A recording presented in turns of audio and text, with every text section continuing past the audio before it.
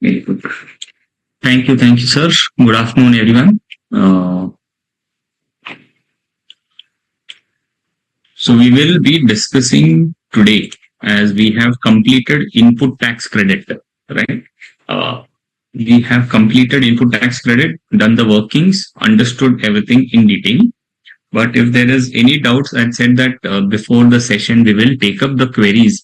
So straight away we'll go to the queries because we'll be closing the previous chapter. There is some amendment which one of the student has asked. So I'll explain you the amendment also, which is relevant, and then we will get into today's chapter, which is on registration.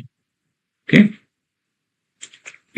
So I hope ITC you have understood very clearly, very meticulously, and in detail. Should not be that anything is left out because all the aspects have been covered in input tax credit, and we should be confident in input tax credit with the how to handle the queries. That will definitely help us in a long run to understand how to solve the problems and how to apply our understanding. Okay.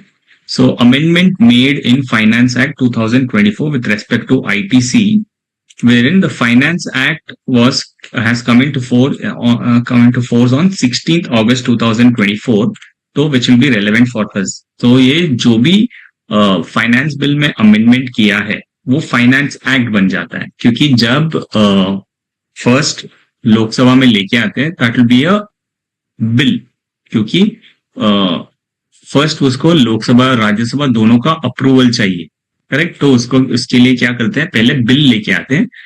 जब दोनों houses पास कर देती है फिर क्या होता है, president का असेंट मिलता है. प्रेसिडेंट का असेंट मिलने के बाद ही वो एक्ट होता है, उसके पहले वो बिल ही रहता है. ठीक है. तो ये फाइनेंस बिल को अभी हम एक्ट बन चुका है, इसीलिए हम फाइनेंस एक्ट कहेंगे. और ये डेट भी नोटिफाई हो चुका है. क्या अमेंडमेंट है in relation to input tax credit? So in respect of input tax credit, what is the amendment which is done is in 17(5), as this amendment has become effective from 1st November 2024, and said amendment is not applicable for May 2025 examination. However, it is applicable for our exams, which is September 2025 and January 2026 examinations. So any amendments 6 months prior to your exam date will be relevant. So for September 2025, all amendments, circulars, notifications which have been issued up to February 2025. Okay, up to February 2025, all the amendments and changes will be relevant for you for September 2025 exams. Therefore, you should understand this, wherein we have section 17(5), which is block credit. Now 17(5)(I) says any tax which is paid in accordance with provisions of section 74, 129 and 130. Okay. Now this has got amended. They've said any tax paid in accordance with provisions of section 74 in respect of any period up to financial year 23-24. So what have they tried to say? We'll read the remarks also, then I'll explain you this. Section 17(5) of the CGST Act has been amended so as to restrict the non-availability of input tax credit in respect of tax paid under 74 of the said Act only for demands up to 23-24. It also removes reference to section 129 and 130 in the subsection. That is clear that earlier there was reference of 74, 129 and 130. Now they have kept only reference of 74. Why? Because any taxes which is paid on 129 and 130 was blocked earlier. Now that is allowed, which means any taxes which you pay under section 129 and 130. What do we pay under section 129 and 130? We pay the taxes which is in transit. 129 is all on e-way bill. When we come further and learn about e-way bill, we will understand what is the e-way bill. So any movement of goods, we have to accompany it with the invoice. Along with the invoice, there has to be a document which is a e-way bill. So the movement of the goods should be having an invoice and an e-way bill. If invoice or e-way bill is not there, then that goods can be confiscated by the officer. Okay, that goods can be confiscated by the officer and he will tell you to pay the taxes. So any taxes which is paid during that confiscation was payable under section 129 and 130. तो जब आप goods move करते हो एक जगह से दूसरी जगह पे, तब आपको इनवॉइस और ई-वे बिल दोनों साथ में लेके जाना था. लेकिन आपने अगर बिना ई-वे बिल के रेस सप्लाई कर दिया, इनवॉइस तो है लेकिन ई-वे बिल नहीं है, फिर भी आपके गुड्स कॉन्फिस्केट हो सकते हैं क्योंकि आपने प्रोसीजर फॉलो नहीं किया है. ठीक है, that is one aspect. Second is, अगर आपने ई-वे बिल तो रेस कर लिया लेकिन इनवॉइस साथ में कंपनी नहीं है, तब भी आपके गुड्स कॉन्फिस्केट कर सकते हैं. तो इसीलिए वहां पे पेनाल्टी पे करना था 129 और 30 में, क्योंकि आपने प्रोसीजर ठीक से फॉलो नहीं किया. तब क्या करेंगे, ऑफिसर जो है आपको बोलेंगे इस सेक्शन में आप पे करो. तो पहले वो अलोड था, पहले वो ब्लॉक था, अभी वो अलोड है, क्योंकि पहले 129 और 130 ब्लॉक था, अभी हट गया है. इसका मतलब जो भी आप कॉन्फिस्केशन में टैक्स पे करोगे उसका भी क्रेडिट क्लेम कर सकते हो. Second aspect is, where is this amendment? Nidhi, ये मॉड्यूल में ही है, आप लेटेस्ट मटेरियल देखोगे, डाउनलोड करोगे तो आपको ये मिल जाएगा. Sir, why are there so many amendments? Why didn't they fix at a particular act? So any law has to develop, right? Because there are two ways to develop an act, saying that okay, the practicality or the what is the end, how the taxpayers are using it, that will help the tax authorities to change the law or amend the law. Second is, there could be a lot of once an act is passed, you will be doing something and there'll be a litigation. Department will say that no, you have to pay tax because I read the act this way. Taxpayer will say no, you don't have to pay the tax because I'm reading it that way. Right? There's always a tussle between the taxpayer and the tax officers. So what happens when you file some cases, you go on appeal and you file a writ to the courts, right? Then the courts pronounce the order.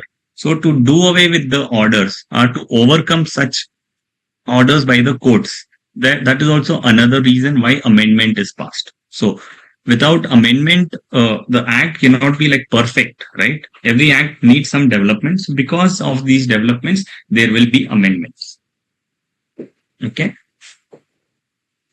E-way bill means it is a electronic way bill. Where e-way bill means a document or wherein you have made a sale, right? You have made a sale, you have raised an invoice. Now, how will the department know whether you are doing, because under GST, there is no kind of control or a kind of restriction that every movement of the goods will happen under the control of the officer, right? We are not under that stage because we are grown up and we are becoming not of a license Raj from 2020 itself, ours or 1990 itself, wherein liberalization was involved. That license Raj was gone and we are under self-assessment mode, wherein this is the law which is given to you. These are the provisions which are being provided. As a taxpayer, the government trusts you, saying that you will do the right thing. If there is a supply, you will show it as a supply. If there's a tax payable, you'll pay it, right? So that is under a self-assessment model. Any invoice what you raised, you will pay the taxes. So that's the reason you will raise your invoice and report it at the end of the month. But what used to happen is, when the reporting used to happen, people used to do a lot of cheating.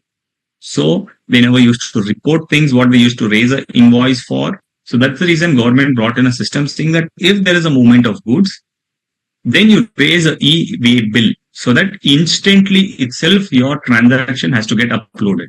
You don't have to file your return on a daily basis, right? You will file a return on a monthly basis, but the details of movement of the goods will be raised on a real-time basis. Once you raise an invoice and dispatch the goods, you have to raise a e-way bill, wherein you put the invoice details, your GSTI number of the customer, and that gets tracked and you get a unique kind of a acknowledgement number, which implies that yes, e-way bill has been generated, which will ensure that the data is there with the government and they can verify it. That is the e-way bill. Hindi में समझा दिया ना नीति कि पहले क्या था? पहले था कि ब्लॉक क्रेडिट में 17.5 जो ब्लॉक क्रेडिट है उसमें एक कैटेगरी था कि अगर आप कुछ भी टैक्सेस सेक्शन 74, सेक्शन 129 और 130 में पे करते हो तो उसका क्रेडिट नहीं मिलेगा, ठीक है? अभी क्या कर दिया, उसको चेंज कर दिया गया है कि सेक्शन 74 ही रेस्ट्रिक्टेड है, सेक्शन 129 और 130 को हटा दिया गया है। इसका मतलब अगर आप कुछ भी टैक्सेस 129 और 130 इन प्रोविजंस में पे करते हो तो इसका क्रेडिट आपको मिल जाएगा। ठीक है, that is the first amendment. Second is they have said that in respect of any financial, in respect of any period up to the financial year 2023-24, तो 23-24 तक ही ये रेस्ट्रिक्शन रहेगा। 24-25 जो पिछला साल था उसमें ये रेस्ट्रिक्शन नहीं रहेगा, क्योंकि क्योंकि सेक्शन 74 को ही चेंज कर दिया गया। सेक्शन 74 का ही प्रोविजंस जो है that will be applicable only up till 23 and 24. Both section 73 and 74, there are two sections for raising a demand. These two sections have been given a sunset clause, which means from the year when the GST came in, that is from 2017 up till 2023-24, section 73 and 74 will be applicable. So what happens after that? From 24-25, 73-24 nahi rahega. That's not the case. Demand will still be raised, but under a new section, which is section 74A. So since 74 has a time period only up till 23-24, that is the reason they have included here as well that 74 for in respect of any period up to 23-24, only that will be blocked. Now we can claim ITC under section 129, 130. Yes, you're right.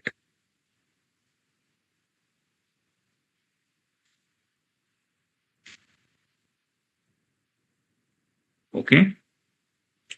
So that is the amendment wherein if they say taxes have been paid under 129 and 130, can you claim the credit?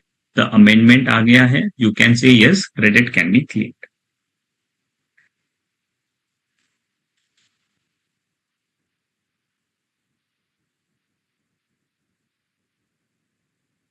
$129 $130 में कुछ financial नहीं है। 129 और 130 it is continuing as it is.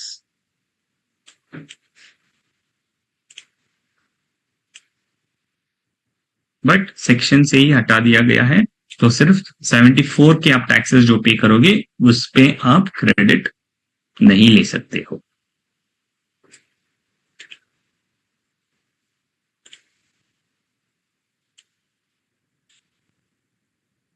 Okay, so now let's get into the today's topic. I think these are the only questions which were raised. I don't see any more question ITC.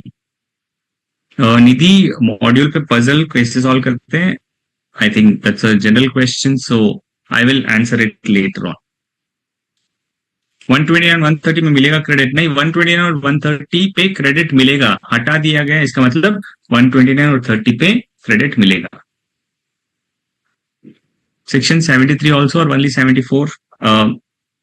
The amendment 17(5)(I) is only restricting 74, which means any taxes you pay under 73, you can claim the credit. So the restriction is only on section 74. It doesn't talk about 73. It is neither included.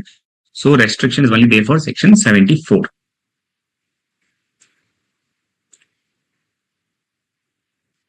Yes, sir.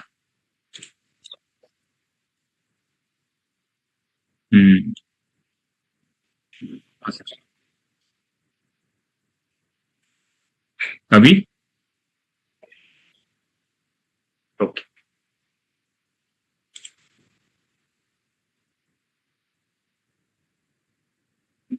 Yes, Ms. P. So from 24-25, can we claim credit on 74A? Yes, we can claim it. From 24-25, 74A, we can claim it. Yes, sir. हाँ, ठीक है, sir. So now we will discuss on the topic of registration. Okay, registration under GST. Why registration is required, and is it mandatory to register everyone?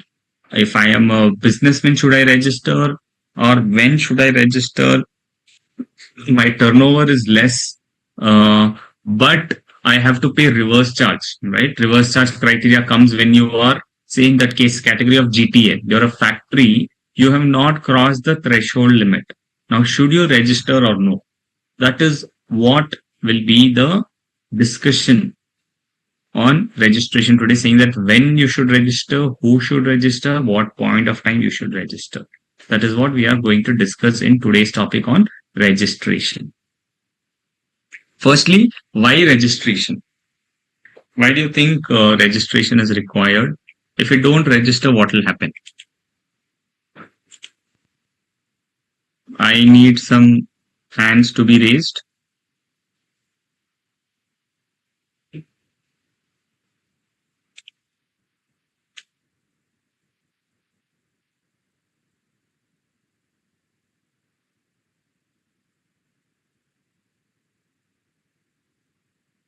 Yes. Good afternoon, sir. After maybe. Yes sir, registration sir हमारे लिए इसलिए जरूरी है क्योंकि अगर हमें किसी भी स्कीम का फायदा लेना है तो जब तक हम कोई स्कीम में अगर रजिस्ट्रेशन नहीं लेंगे तो हमें उसका फायदा नहीं मिल पाएगा, इसलिए हमारा रजिस्ट्रेशन कराना जरूरी होता है। ओके, मतलब एग्जेम्पशंस वगैरह जो भी बेनिफिट है उसको लेने के लिए आपको के रजिस्ट्रेशन लिए हमें रजिस्ट्रेशन कराना। Yes sir. ठीक है।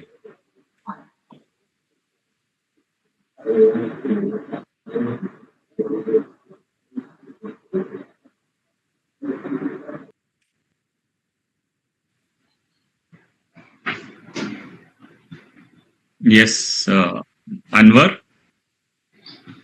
Hello. Yes.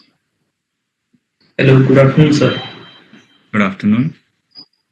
Sir credit claim करने के लिए, इनपुट टैक्स क्रेडिट क्लेम करने के लिए रजिस्ट्रेशन कंपल्सरी है। Okay, very good. सो आप बोल रहे हो इनपुट टैक्स जो भी हमने चैप्टर पढ़ा है पूरा, वो सिर्फ रजिस्टर्ड पर्सन ही क्लेम कर सकता है, अनरजिस्टर्ड पर्सन क्लेम नहीं कर सकता। यस। ओके। चौहान तेज प्रकाश बोल रहे हैं कि we cannot be able to pay the tax if we couldn't be registered. Correct. If you're not registered, you cannot pay the tax. We don't get credit and we cannot pass the credit also. Correct. To claim the ITC from the goods, we will not claim ITC and GST cannot be claimed. Correct. So you all know the basics that GST registration is mandatory. As per GST law, when a threshold limit crossed, then we are liable to register ourselves. Correct. So you know the importance of registration कि क्यों registration जरूरी है. If you are not registered, firstly you will not get the credit as rightly said and you cannot collect the taxes. From a government's perspective, why should they register? Because it's a fundamental requirement from the government to identify the taxpayer, saying that they need to know who is the taxpayer, that whom should we recover the taxes from if any default happens. Because the chain of GST is on the basis of input tax credit. पूरा input tax credit जो है, GST जो है input tax credit के बलबूते पे चल रहा है. अगर सामने वाले ने किसी को इनवॉइस रेस किया है, ए ने रेस किया इनवॉइस बी पे, अब बी क्रेडिट लेगा. Correct.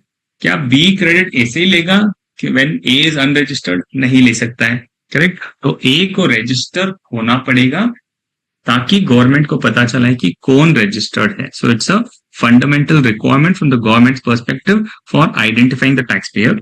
Second is it's a first step doing towards being GST compliant. Government को क्या चाहिए? कंप्लायंस चाहिए.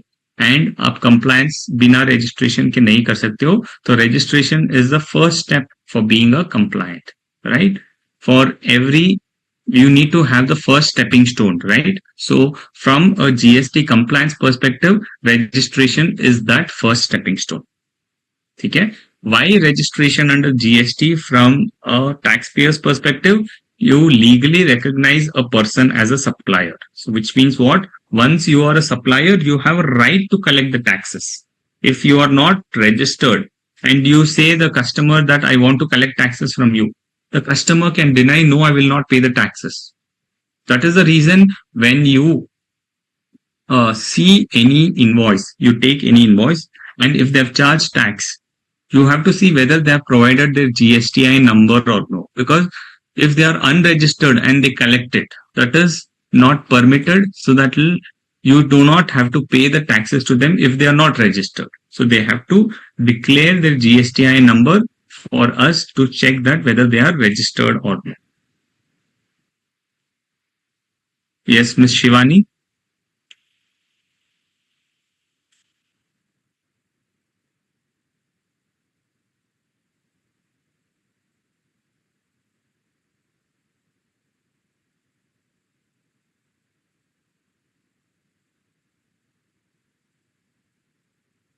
Okay, so you have a right to collect tax only if you are registered. अगर आप registered नहीं हो तो आप taxes collect नहीं कर सकते हो. ठीक है, जैसे आपने सेल किया है 25 lakhs के वर्थ गुड्स. ठीक है, आपने 25 lakhs वर्थ के गुड्स तो सेल कर दिया लेकिन रजिस्ट्रेशन नहीं लिया है, तो फिर क्या होगा? क्या आप जीएसटी कलेक्ट कर सकते हो?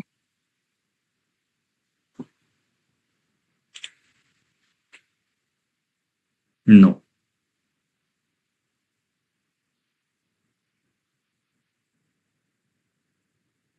Okay, so if you are not registered, you cannot collect the taxes. So you have to register yourself to collect the taxes. That is first. So what will happen in that situation? कि 25 lakhs worth के cell किया है मैंने, अब GST registration नहीं किया, customer has paid 25 lakhs because he said that नहीं भैया, you are not registered, so I will not pay it to you. So can the customer claim the credit?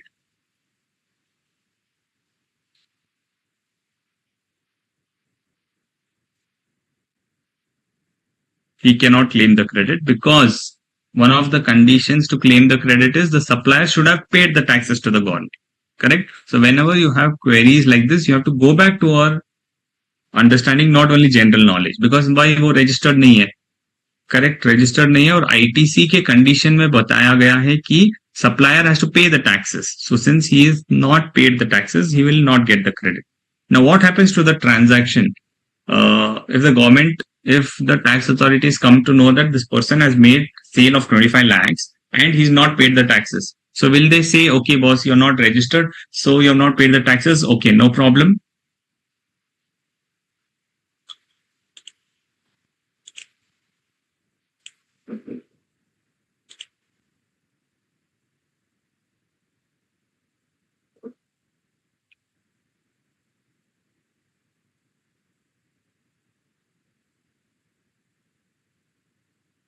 No. Then what they will do?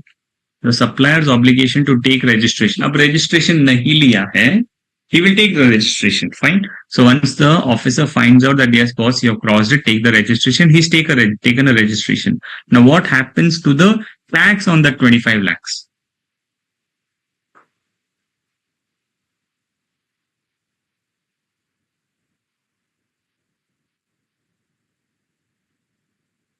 Fine, he will take the registration by this own, or the officer will take the registration saying that this is a suo motu registration, you have not taken the registration, so I will give you. But वो 25 लाख की tax तो उसने collect नहीं किया है, ना तो customer ने पे किया है. So who will pay the tax, or the tax is not payable?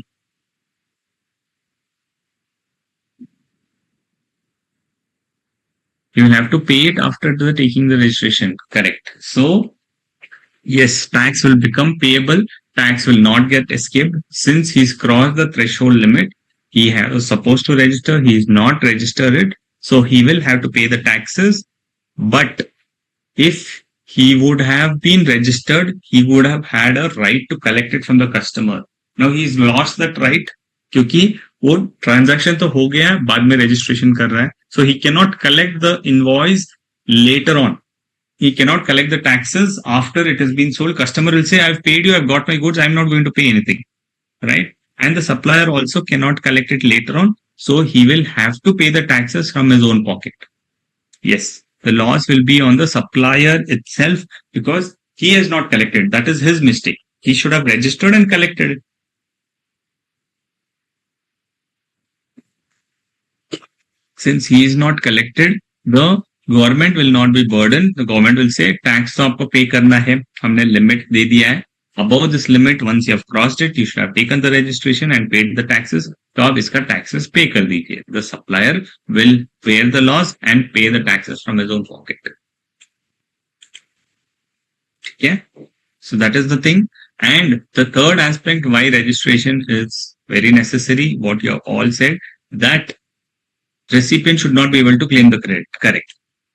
Yes, you're right, Ishan. Supplier will pay the taxes from his pocket, but receiver will not get the credit because he's not paid the taxes also. Who gets the credit? If they have paid the taxes to the government. The ITC is available to you not because you have an invoice, because you have to pay it to the supplier, right? That's why there is a condition of 6 months criteria also, because government is giving you the credit today with the assumption that you will make the payment to the supplier in the near future. Now, how much is that near future? That also has been defined, that you have to make the payment within 6 months. If you have not made the payment within 6 months, you will not get the credit. Since in this case, supplier has not charged and receiver has not paid, so there is no question of claiming any ITC by the receiver because he's not paid the taxes on the transaction. Correct? Then it becomes burden on the supplier. Yes, it will become a burden on the supplier himself. Right? So that is the relevance of the registration, that the supplier will be in a position to collect the tax and the receiver can claim the credit of the tax. Does it mean the person not registered is not liable to pay? We have discussed no, he will still be liable to pay the taxes, but he is not entitled to collect, because to get entitled to collect, that person has to be registered. No, consultant with a turnover of 50 lakhs is not registered. What will he do?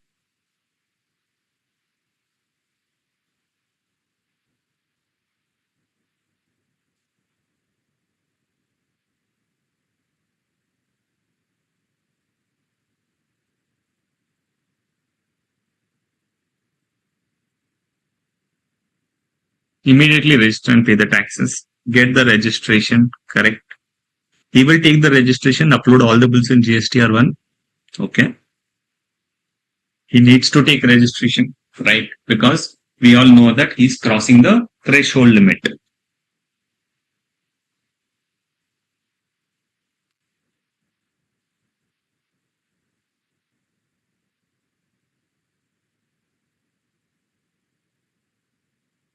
Take registration and pay the tax. Right. You're all right. So registration ensures seamless flow of credit from the supplier to the recipient at national level. And registration is PAN based, one registration for all taxes. So this consultant who is not registered, he will have to take the registration and pay the taxes. So up till the time of registration, whatever sales he's made on that, he will pay the taxes by himself. So other aspects of registration is registration ensures seamless flow of credit from the supplier to recipient at national level. So if the supplier is registered in one state, can the recipient in other state claim the credit? Seamless मतलब बिना कुछ रुकावट. Seamless का मतलब है कि आपको आराम से मिल जाएगा क्रेडिट बिना किसी दिक्कत के. ठीक है, उसे कहते हैं seamless. Yes, if we have multiple offices of the same business in multi-place. Yeah, before that, everybody's answered correctly that if the supplier is in one state, recipient is in any other state, say supplier है जम्मू में और recipient है कन्याकुमारी में, इतना दूर credit मिलेगा? हाँ, किसी को किसी भी जगह पे क्रेडिट मिल जाएगा. इसीलिए सप्लायर IGST चार्ज करेगा और रिसीवर को उस IGST का क्रेडिट मिल जाएगा. Right? So any supplier can get the credit because the credit is seamless at a national level. Now, Ms. Priya Mishra's question here is, if we have multiple offices of the same business in multiple states, so do we need different PANs for different states? PAN तो आपके income tax में है, right? So you tell me, do you get different PAN numbers for different states? Is PAN state basis?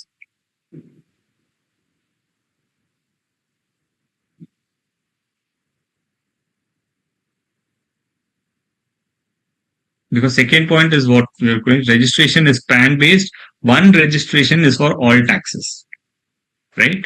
So the question is, will you get PAN for each state?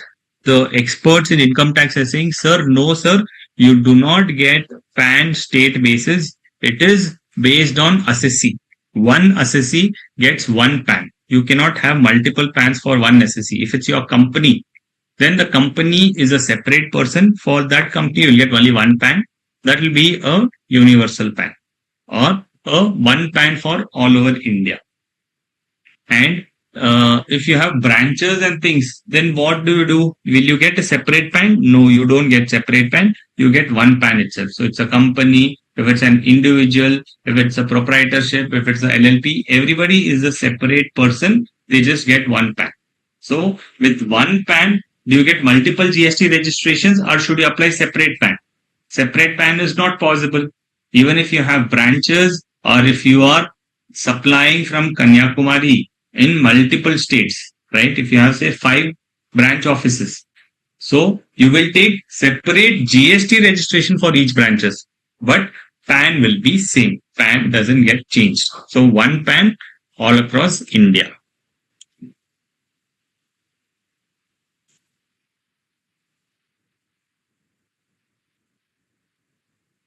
But we get multiple GSTN with one PAN. Correct. Sir, under one PAN can more registration be obtained? Yes, any number of registrations can be obtained under one PAN. Take a typical example of Reliance. Reliance, say Geo, they have offices across all the states, right? So they take separate PANs? No, they will take one PAN itself for each of these states. They will register separately the GSTI number because the GST pattern is it starts with the state code. Say for Karnataka, it is 29 and followed by the PAN number, which will be same PAN number. So first 2 numbers will signify it is registered in which state, followed by 10 digits of the PAN and then followed by 3 digits. Okay, so it is all PAN based registration itself. You do not have to take separate PAN. This one PAN is sufficient. Registration is PAN based and one registration for all taxes, saying that CGST के लिए अलग registration, SGST के लिए अलग registration, IGST के लिए अलग, ऐसा नहीं है. One registration is for all the laws. So if you are registering in Karnataka, then you will get a registration in Karnataka. You can pay the taxes of CGST, SGST. If you're making any interstate, you can make IGST payment also. And for certain specific products, there is a levy of cess also. So that also will be included in that one registration. You do not have to take separate registration for separate laws.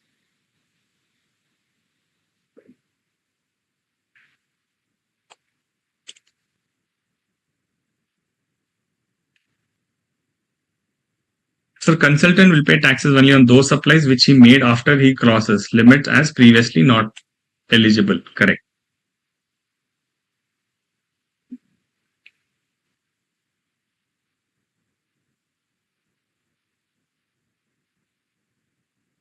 But GSTN will be only one in one state. No matter if you have different branches in one state. No, that is what we are going to see here. That in the registration chapter, we will understand that also, Ms. Priya, that for each state, within the state, if you have multiple branches, just one GSTIN is sufficient or multiple. If required, you can take multiple GSTINs also. But if business is different in different state, then different registration needed. Yes, if you have different business, you have an option saying that in one state you have 2-3 businesses. Now, can you club all together and file one called consolidated return? If you can do, because you don't know yes or no, it depends on business to business. Some businesses, 2 different businesses they do, but they're able to consolidate. If they are able to consolidate and file one return, then they will take only one registration. But some businesses say, no, our input is separate, our output is separate, each transaction is separate, we cannot merge these things. Then what you will do, you will take 2 separate registrations and file separately. Okay. If required, you can take multiple registrations in a state. If not required, you do not have to. Here, Priyanshi. What does it mean? Does it mean that the person not registered is not liable to pay? No, he is still liable to pay, but not entitled to collect. This we have discussed.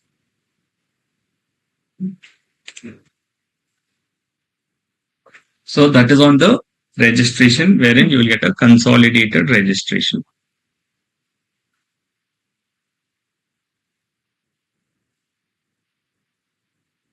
What are the conditions for registration? No centralized registration, which means if you have branches in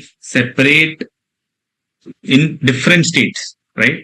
You have one office in Bangalore and one office in Gurgaon. So फिर you will have to take separate registration in Gurgaon and separate registration in Karnataka.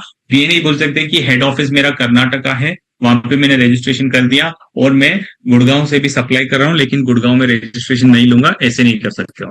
लेकिन अगर आप गुड़गांव में कुछ taxable supply ही नहीं कर रहे हो तो फिर रजिस्ट्रेशन जरूरी नहीं है. अगर आप सप्लाई कर रहे हो तब रजिस्ट्रेशन जरूरी है. So the registration condition says that there is no requirement of centralize registration. There is no option कि आपको एक रजिस्ट्रेशन कर लिया पूरे देश में वही इस्तेमाल होगा, ऐसा नहीं होगा. सो registration should be for each state or each union territory. There is no concept of centralized registration. Centralized registration मतलब सर्विस टैक्स में होता था कि आप कितने भी ब्रांचेस कर लो आपका रजिस्ट्रेशन एक ही होगा, लेकिन जीएसटी वैसा नहीं है. जीएसटी में आपके अगर अलग अलग ब्रांचेस अलग अलग स्टेट में हैं तब आप सेपरेट रजिस्ट्रेशन ले सकते हो. It is up to the supplier whether to take single or multiple registrations. That is within the state. So we are talking about Somya having branches in different states, then you have to compulsorily take it. But if within the state, if you have multiple branches, then you have an option whether to take or no. So within the state, it is optional. Outside the state, it is mandatory. So even for same business in multiple state registration, yes, because GST registration is state specific. You get the registration basis the state. So even if it is the same business but you have an operation in different state, you have to take separate. Even if there is no any office in Gurgaon but doing any supplies, matlab how will you do only supplies without any office?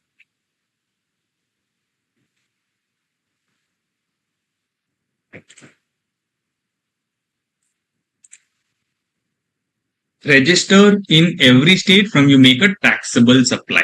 So Asa we discussed, but let's finish this slide.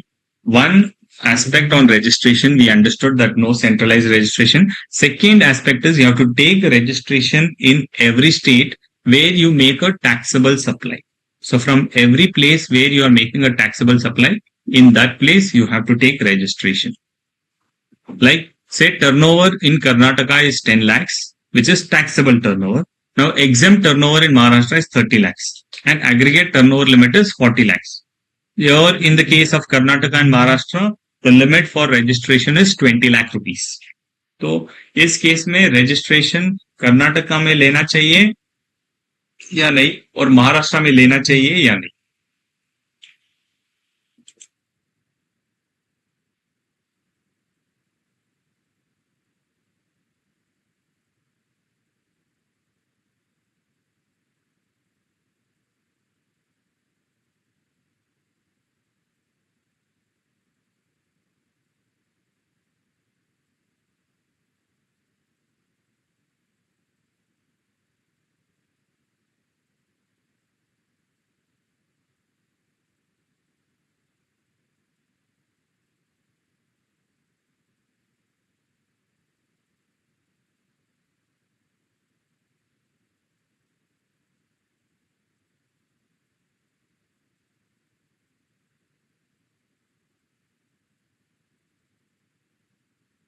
Karnataka yes, Maharashtra no. Karnataka as if we see aggregate, not anywhere because 10 is under limit and 30 lakhs exempt. You don't have to take anywhere is what Tej Chauhan is saying. In Karnataka, no. In Maharashtra, yes. Yes in Maharashtra, no in Karnataka. Maharashtra, yes. Karnataka, no. Okay. Yes, sir, we need to take separate registration for Karnataka and Maharashtra. So only in Karnataka as taxable supply is made only there. Both states, okay. Right. Various things. So to check the limit, we know that the limit is 20 lakhs. So the limit has to be checked on a on a aggregate turnover basis. So that's why I've specifically mentioned here aggregate turnover. The registration will be based on seeing the limits of aggregate turnover. Here, aggregate turnover is 40 lakhs. Therefore, registration is mandatory because to check the limits, you will not see what is the turnover only in your state. To check the limits, we'll just see in the next slide that the criteria to check for registration is aggregate turnover. Aggregate turnover means the turnover on all India basis, which is PAN based. Okay, so एक PAN में कितना turnover है, that you have to see. Here the aggregate turnover is 40 lakhs, so registration is mandatory. But there is one condition which says that register in every state from where you make a taxable supply. So you're making taxable supply from where? Karnataka. In Maharashtra, are you making taxable supply? No. So since you're not making taxable supply in Maharashtra, you do not have to take registration. So Karnataka में सिर्फ 10 lakhs है, फिर भी registration जरूरी हो जाएगा, और महाराष्ट्र में 30 लाख है, फिर भी registration जरूरी नहीं है. Because महाराष्ट्र में क्या सेल है? एग्जेम्प्ट सेल है. सो जहां पर आप टैक्सेबल सप्लाई करते हो, मतलब जिसके ऊपर आप टैक्स पे करोगे, उतना टर्नओवर है, तभी आपको कहा जाएगा कि it's a taxable turnover in Karnataka, so registration is required. In Maharashtra, it is exempted, so not required. In Karnataka, it is a taxable supply and aggregate turnover is crossing. That's where registration is required. So for zero rated registration required, yes, zero rated registration is required because even though the limit may be less, but the condition is it becomes zero rated when you file a LUT or a letter of undertaking. To file that letter of undertaking, you have to be registered. So for zero rated registration is required. But limit है ना धनुष, यहाँ पे aggregate turnover का limit देखना पड़ेगा. Aggregate turnover तो 40 lakhs है, right?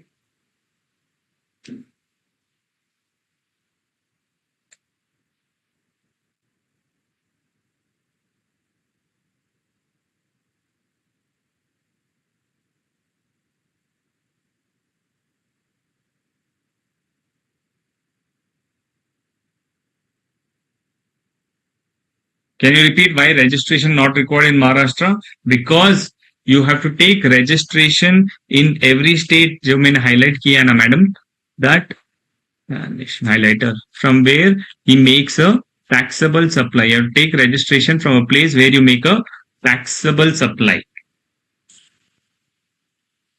So since in Maharashtra you are not making taxable supply, you are making a exempt supply. So registration is not required in Maharashtra.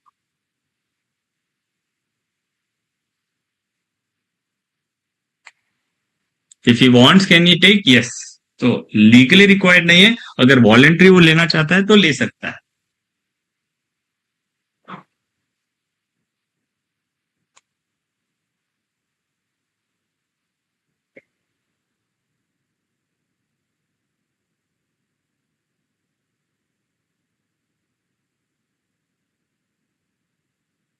Which would imply that no registration is required in a state if he is not making any taxable supply.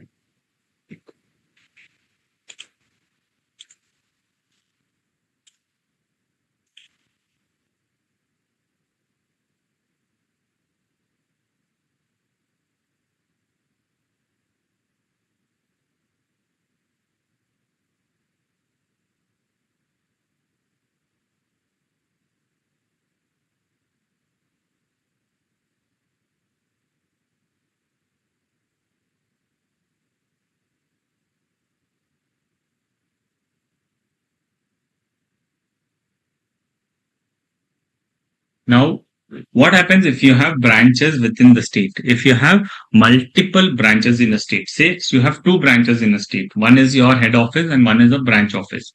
So, will you take separate registration or no?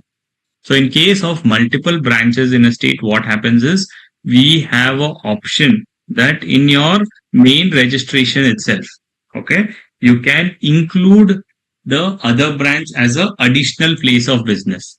PPOB means principal place of business and APOB means additional place of business. Okay, so you can have one place which will be called as principal place, and if you have multiple branches, I've given an example of one branch. If you have 10 branches, all the address of the 10 branches can be included in the main registration certificate, calling all of them as additional place of business. Okay.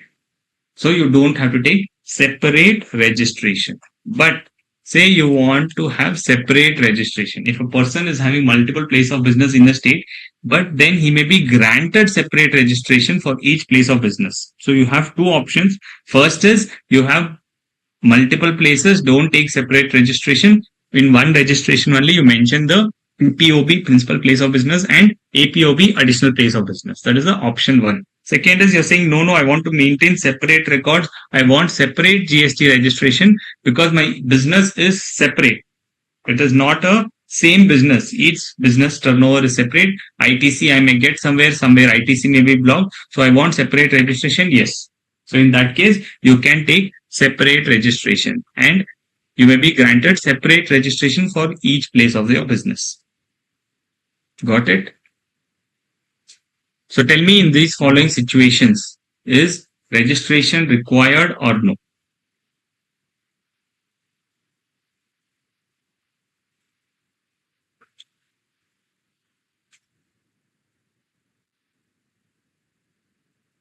Correct.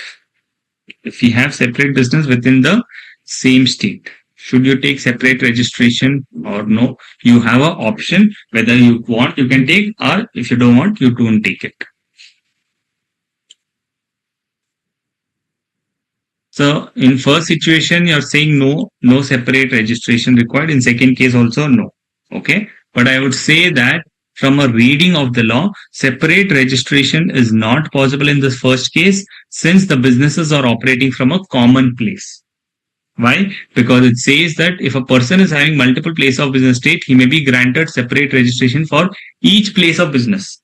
But in the first scenario, this one, there is only one place of business because they are cooperating from a common office. So separate registration will not be possible. But in second business, there are both a hotel business, but they have separate location. So in that case, I would say separate registration is possible. In first case, it may not be possible.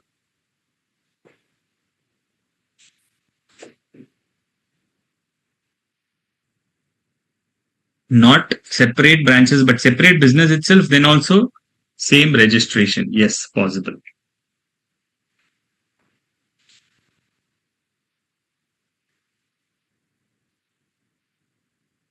Okay. So if you have, अगर आपके पास काफी सारे branches हैं तो each branch के आप separate registration ले सकते हो या फिर एक ही रजिस्ट्रेशन भी चला सकते हो, आपकी मर्जी है. ये कब होगा? विद इन द स्टेट वाले सिनारियो में. लेकिन आपके स्टेट के बाहर ब्रांच है, आपका एक मेन हेड ऑफिस कर्नाटका में है, एक ब्रांच तमिलनाडु में है, तब आप एक ही रजिस्ट्रेशन में दोनों एड्रेस नहीं दिखा सकते हो क्योंकि एक रजिस्ट्रेशन के अंदर प्रिंसिपल प्लेस ऑफ बिजनेस और उसी स्टेट में रहने वाले ब्रांचेस की हम additional place of business mention कर सकते हैं. स्टेट के बाहर वाले लोकेशन में हम additional place of business mention नहीं करेंगे और नहीं कर सकते हैं.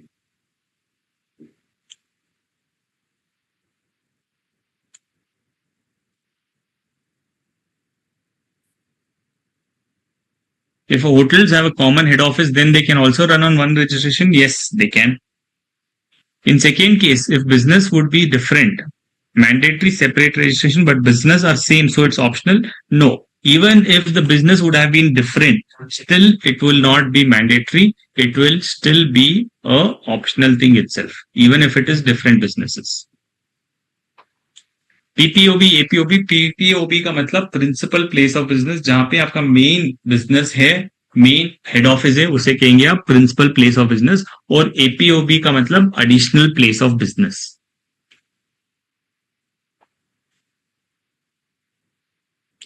It will be feasible, so that's why it's optional. If you feel it is not feasible, then take separate registration. But if it is feasible, government is saying you decide your feasibility. If you are saying that yes, one is wholesale, one is retail, but the business is same, I will consolidate everything, then you can take only one registration. Different state, different business also optional? No. If it is different state, so then it becomes compulsorily, then you have to take it. ठीक है. अगर different state है तो different separate registration जरूरी है.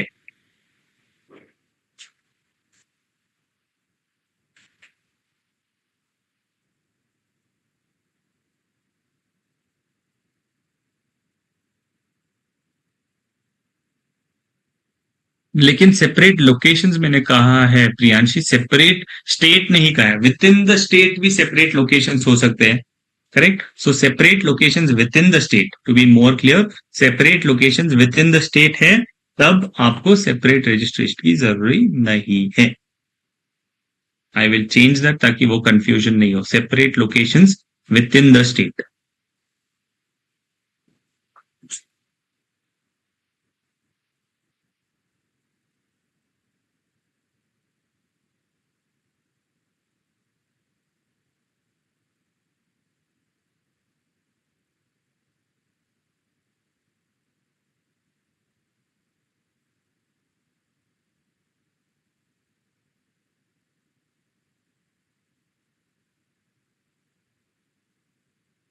Now clear?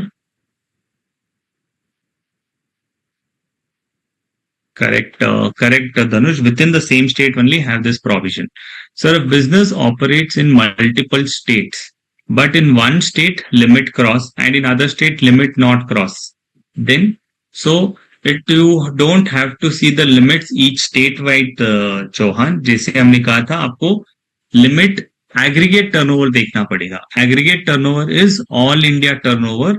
अगर all India turnover cross हो गया है तो आपको रजिस्ट्रेशन लेनी जरूरी पड़ सकती है, even if your limit in one state is not crossing.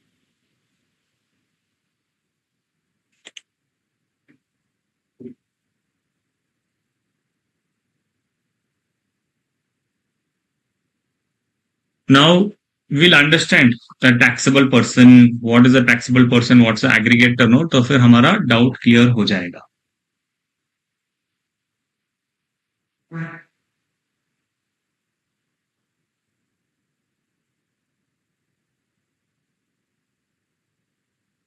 Taxable person, section 2, subsection 107 says who is a taxable person. Very important. हमको क्या लगता है कि a person who is registered, he is only a taxable person. नहीं. Taxable person means a person who is registered or who is liable to be registered under section 22 or 24. मतलब a person who is registered is definitely a taxable person. That is our general understanding. But the section says a person who is registered or who is liable to be registered. वो register नहीं है लेकिन वो liable है registration करने के लिए, तब वो भी taxable person हो जाएगा। तो registration का criteria नहीं है डिटरमाइन करने के लिए टैक्सेबल पर्सन का डेफिनेशन के लिए। टैक्सेबल पर्सन कैसे डिटरमाइन होगा? टैक्सेबल पर्सन डिटरमाइन होगा कि वो रजिस्टर्ड है या वो रजिस्ट्रेशन के लायबल है। जिसका लिमिट क्रॉस हो गया है वो हो जाएगा टैक्सेबल पर्सन। अगर वो रजिस्टर्ड है तो वो रजिस्टर्ड पर्सन हो जाएगा, अगर अनरजिस्टर्ड है तो अनरजिस्टर्ड पर्सन हो जाएगा।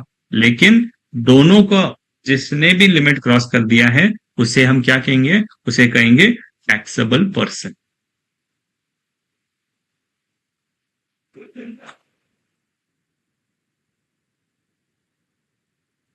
So who is a taxable person? Person who is registered either due to threshold or voluntary, and a unregistered person who is liable to be registered. So this you should understand clearly.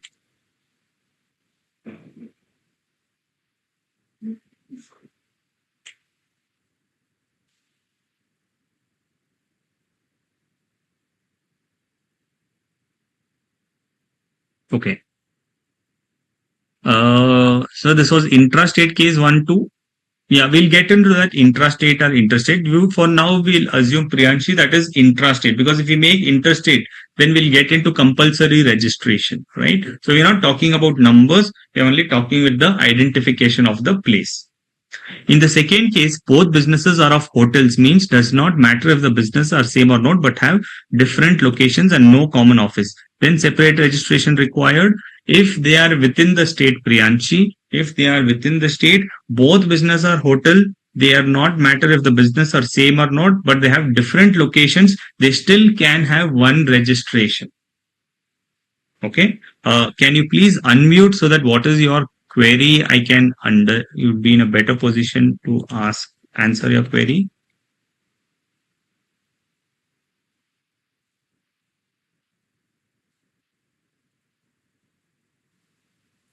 Good evening, sir. Yes, good evening. Sir, I was asking, you mentioned that both the businesses are of the hotels. So I wanted to clarify. Does it matter that businesses are same or not, but they have different, like they don't have common office. So that's why separate registrations are required. No, since they are in the same business, but they have separate locations, still separate registration is not mandatory. I'm just saying separate registration is possible, but it is not mandatory. Not mandatory. Within, Okay. yes, within a Okay. state, you can have multiple offices. All right.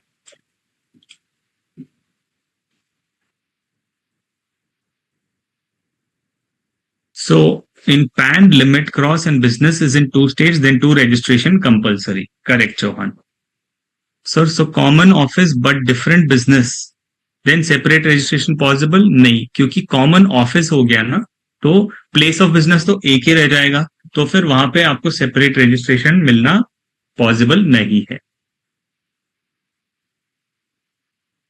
What if a person does not register office crossing the threshold limit? He is liable. जैसे हमने first case में देखा था, that consultant 50 lakh का cell कर रहा है, उसमें हमने क्या आंसर दिया था कि he has crossed the limit but he is not registered. तो implication टैक्स तो भैया उसको पे करना पड़ेगा, बिकॉज हमने टैक्सेबल टर्नओवर, टैक्सेबल पर्सन के डेफिनेशन में देखा है कि a person who cross the limit he is a taxable person, tax तो उसे भरना पड़ेगा.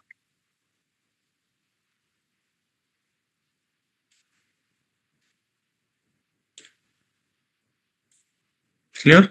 सो we understood who is a taxable person.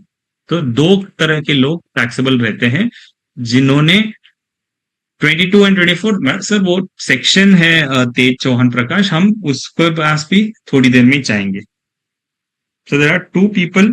What is section 22 and 24? We will understand that. A person is registered or who is liable to be registered under section 22 or 24. He is a person who is liable for registration.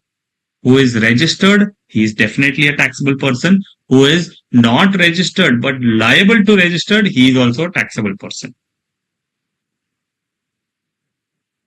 Jesse, I'll give you an example. Then you tell me whether he is a taxable person or not taxable person. Mr. A, his turnover in 2024-25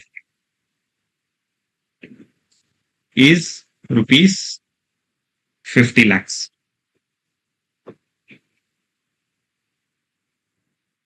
And he is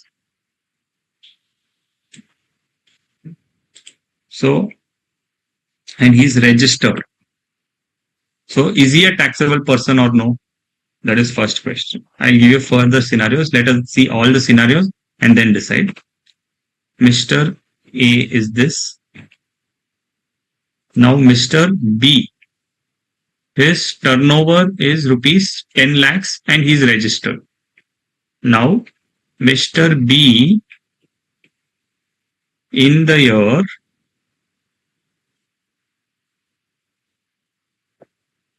25-26, his turnover is 5 lakhs. Now I will not tell you what is the status for next year. Here you tell me whether he is taxable person or no. And in third scenario, Mr. C, his turnover in 2024-25 is rupees 41 lakhs.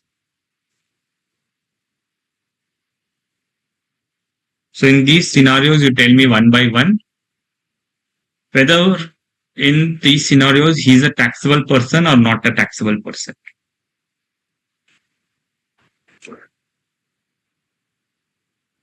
First one, taxable. Yes, he is a taxable person because he is registered. No doubt in this. Plain vanilla case hai ye. He is a taxable person.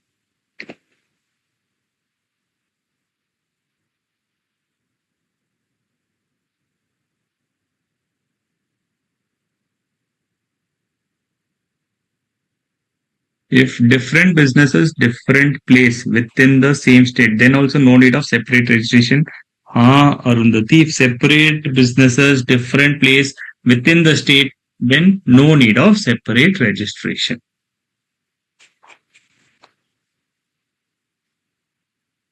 Second case,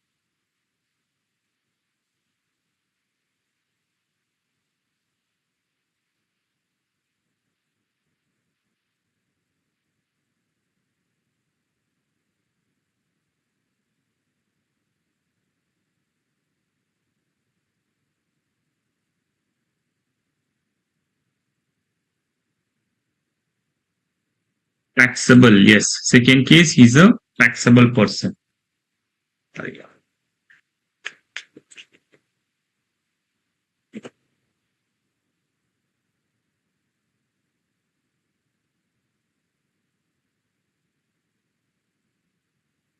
So first case, he's a taxable person. Second case also is a taxable person. Correct. So will Mr. B in third year, his limit is fallen down to just 5 lakhs. So will he be taxable person here or no?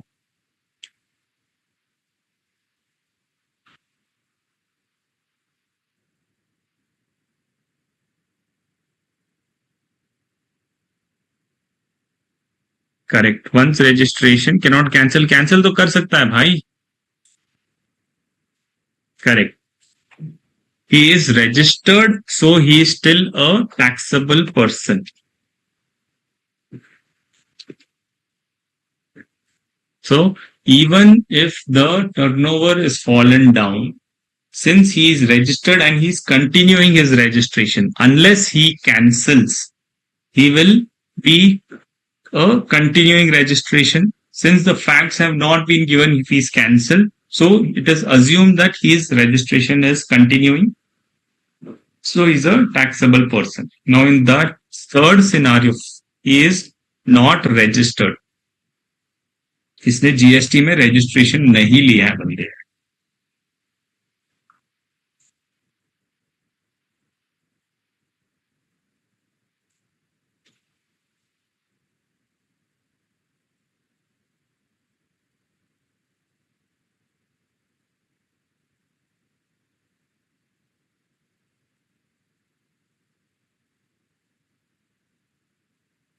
What is he in the third scenario?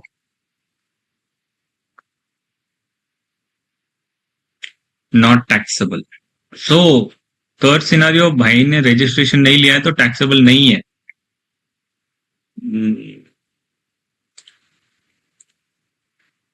Nidhi, that is the point which I want to bring here. That even in third scenario, okay, he is a taxable person. क्यों? क्योंकि उसका limit cross हो चुका है, उसने registration नहीं लिया है, लेकिन वो कानून के आंखों में तो टैक्सेबल पर्सन ही है. बिकॉज हमने यहाँ पे देखा है, देखिए, person who is unregistered person but who is liable to be registered, he is also a taxable person. So registered person अलग है और taxable person अलग है. मतलब सर अगर रजिस्टर्ड नहीं भी है, अगर वो लाइबल है तो वो टैक्सेबल पर्सन होगा. Correct. Okay, thank you.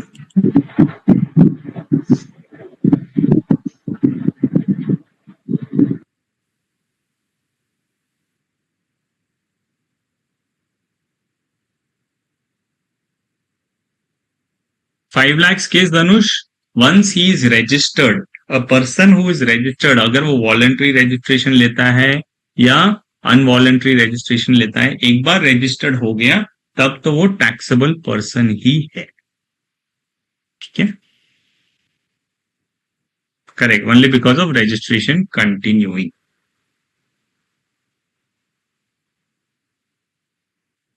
Limits fix नहीं है, लिमिट्स हम देखेंगे.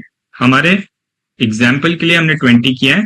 ईच स्टेट और नेचर ऑफ सर्विस के हिसाब से लिमिट्स भी चेंज होंगे.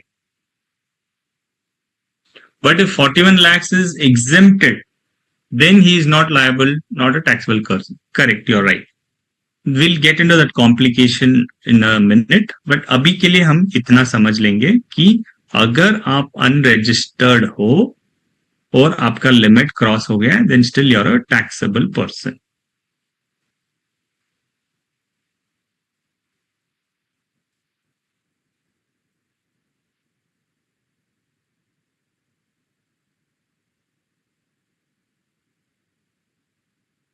रजिस्ट्रेशन जो सेक्शन हम देखेंगे रेलेवेंट और इंपॉर्टेंट है, वो सेक्शन 22 से लेकर सेक्शन 30 तक है. Section 22 is saying person who is liable for registration. 23 is saying person not liable for registration, जिनको registration की छूट है. Person 24 talks about compulsory registration, कि आपको registration लेना ही है. And procedure for registration is given in section 25. Deemed registration in 26, कि आपका registration नहीं लिया है फिर भी will be deemed as taken registration. Special provisions related to CTP and NRTP means a casual taxable person or non-registered taxable person. Okay. Non-resident taxable person. Oh, sorry, there's a mistake here. This is a non-resident taxable person. 28 is amendment of registration. 29 says about cancellation or surrender of registration. And section 30 talks about revocation of cancellation of registrations. इन 5 लाख के ऊपर tax पे करना पड़ेगा चौहान, कि हमने जो example लिया है 5 lakhs also he is a taxable person, so he will collect the tax since he is registered. उसको लायबिलिटी है and he has a right to collect tax from the customers, so customers के collect करके government को tax pay करेगा. ठीक है.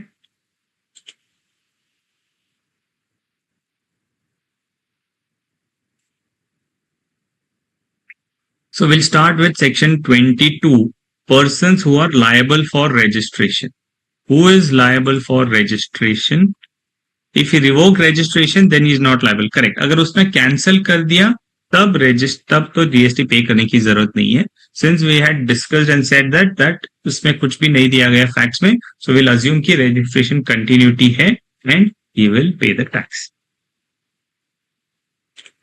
Every supplier of goods or services or both is required to obtain registration in a state or union territory from where he is making a taxable supply.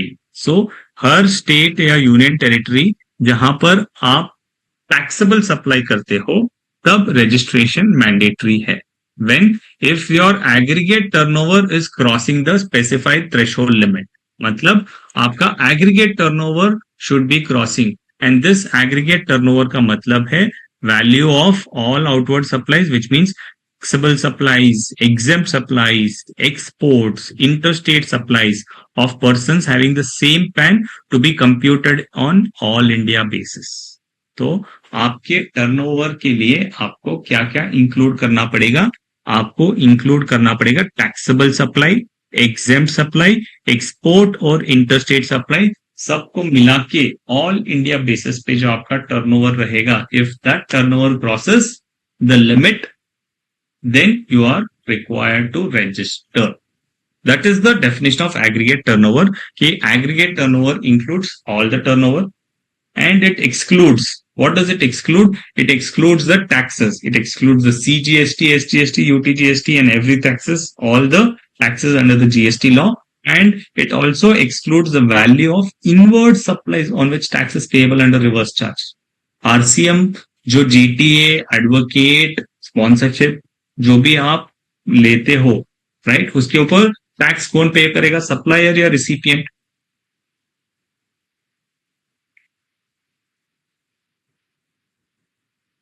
Recipient, correct? So you are a recipient, so you will have to pay the tax.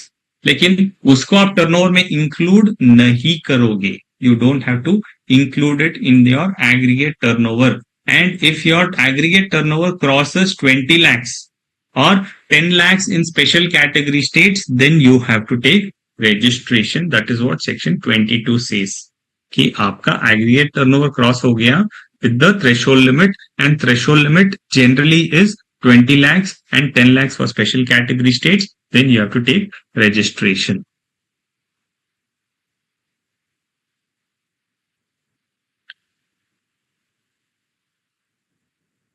Correct, RCM में recipient पे करेगा, फिर भी वो उसका turnover नहीं है, वो सप्लायर का ही टर्नओवर गिना जाएगा for the purpose of calculation of aggregate turnover. What about outward supplies on which tax is payable on RCM?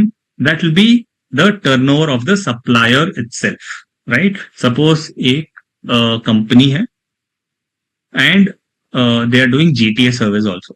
GTA के ऊपर रिवर्स चार्ज रिसिपिएंट पे करेगा, लेकिन सेल्स किसका है? सप्लायर का है. So in for the person, the GTA turnover also will be included into the turnover of the supplier. Tax will be paid by the recipient, but included as the aggregate turnover of the supplier only.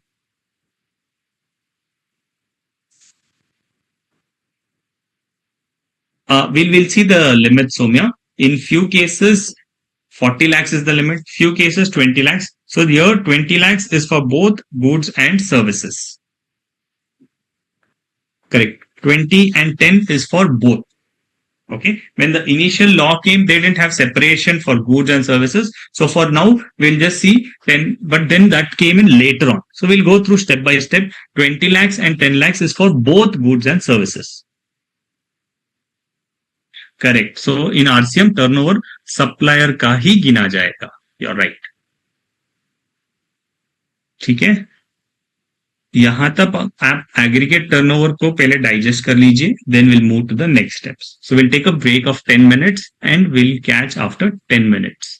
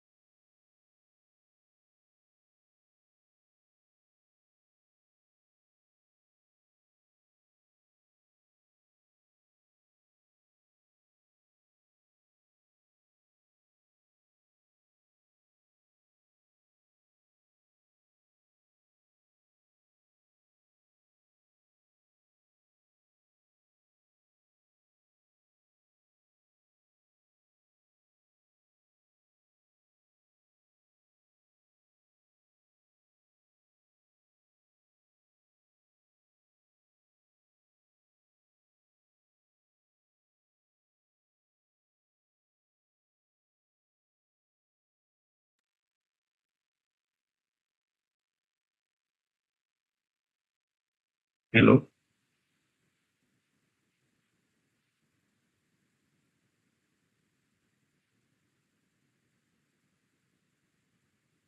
Yeah. So we are discussing on aggregate turnover, and the aggregate turnover includes all the turnover.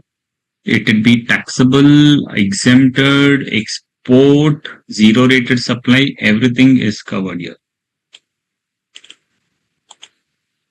And it excludes the taxes and value of inward supplies on which tax is payable under RCM. So aggregate turnover, if we understand, it has to exclude inward supplies on which tax is payable under reverse charge basis by the recipient. If I am paying reverse charge mechanism, so that will not be my turnover. But it is included in whose turnover? It is included in the turnover of the supplier. Aggregate turnover excludes the element of taxes under the GST law. The CGST, SGST, UTGST, IGST and compensation cess is not included in the aggregate turnover. Aggregate turnover will include the total turnover of all the branches. It will include total turnover of all the branches, all GST registrations under the same PAN. Total turnover under the PAN will be included. Value of export turnover, exempt interstate supplies, distinct persons, and very important, you just cannot take whatever is the total supply under the uh, balance sheet. Why? Because there is something called as interstate supply between distinct person. That also has to be included here. This is very important. Just cannot say what is the total turnover in the balance sheet I will take. You have to take interstate supply which is made between distinct person. And aggregate turnover to include all supplies made by the taxable person, whether on his own account or on behalf of all his principals. Here, all turnover has to be included. So, any questions here?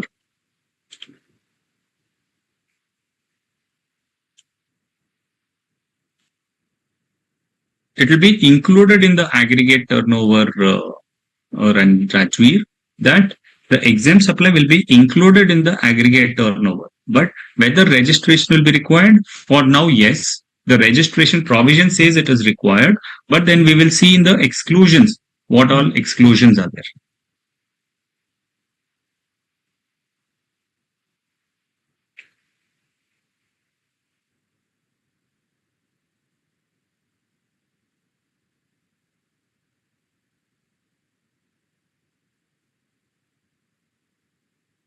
Here, so here, if we have understood this slide correctly, then it says that value of exempt turnover, value of exported goods, and interstate supply between distinct persons is to be included. What does this mean?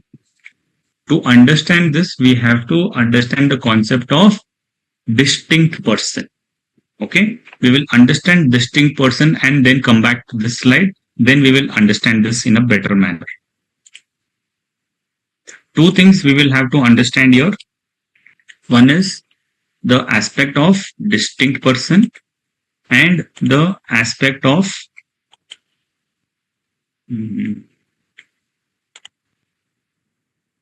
this thing, interstate supply between distinct persons. When they say distinct person, what is this? And aggregate turnover of to include all supplies made by a taxable person, whether on his own account or made on behalf of all his principals. So these two are the important things which we will have to look into. Okay.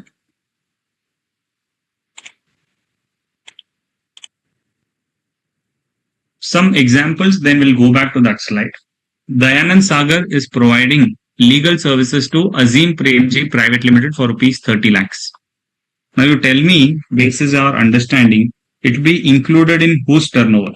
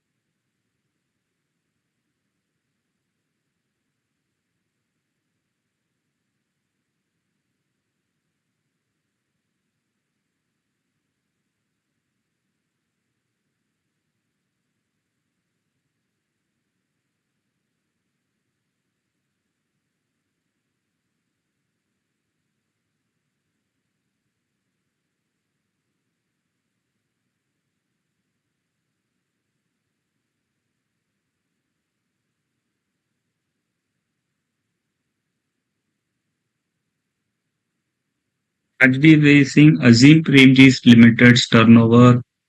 Dhanush is also saying Azim Premji. Julli Kumari is saying Azim Premji's turnover. But few people are saying Dayanand Sagar's turnover. What are we saying? Who is liable to pay? I am not asking. It will be included in whose turnover. So please pay attention, because this is not a new question. Whatever we have discussed before the break is the same thing what I'm asking you. It has to be included in the turnover of Dayanand Sagar, but tax is payable by the recipient. That is fine. Tax is payable by the recipient because it is a legal services provided by an advocate. So the recipient will pay, right? So recipient will pay it, but it will be included in the turnover of the supplier. Okay. It will not be included in turnover of Azim Premji Limited. Various and people have said Azim Premji Limited. No.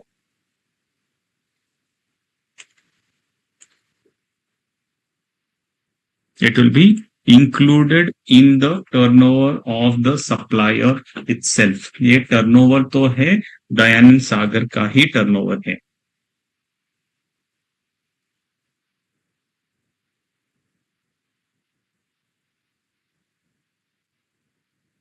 What is the doubts in this? Why are you getting confused?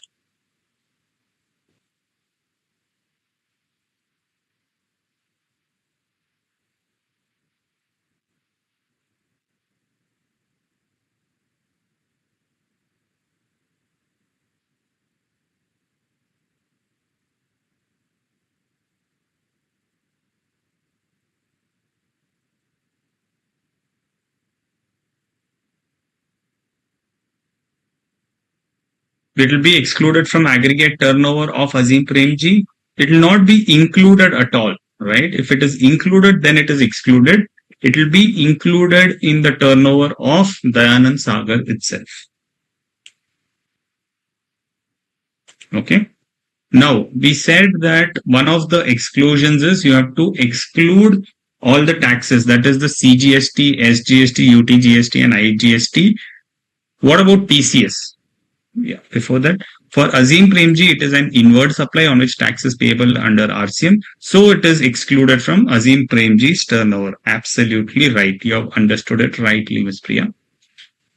Now, next question comes up is, we have to exclude all the taxes, which is the specified taxes. They have specified the GST taxes, CGST, SGST, UTGST, IGST, and cess. But TCS, they have not excluded. So will you add TCS?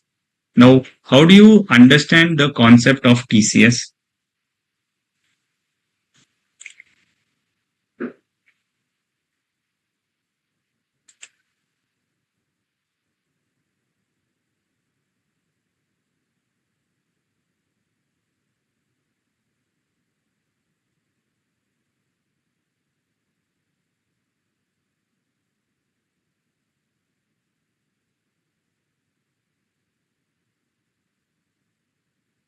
Tax collected at source means at place of supply, right? So you know the provisions of TDS and TCS under income tax clearly.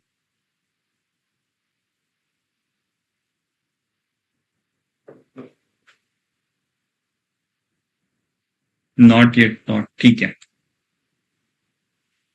We'll take a example, nothing given specially for TCS, so provisions will not apply. I'm saying under income tax. Income tax may you have not yet done. Okay, so we'll understand that here.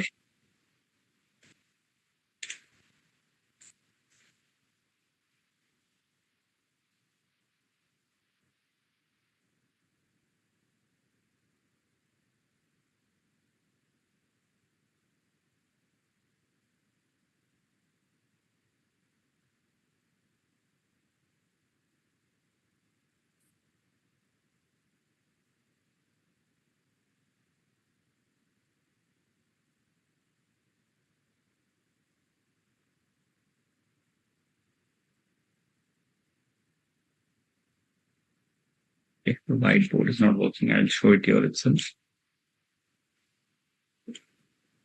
Okay, let's take a transaction wherein there is a supplier. Okay, he's supplying say services, because TCS say goods were 10,000 rupees of goods he's supplying. Supplier's name is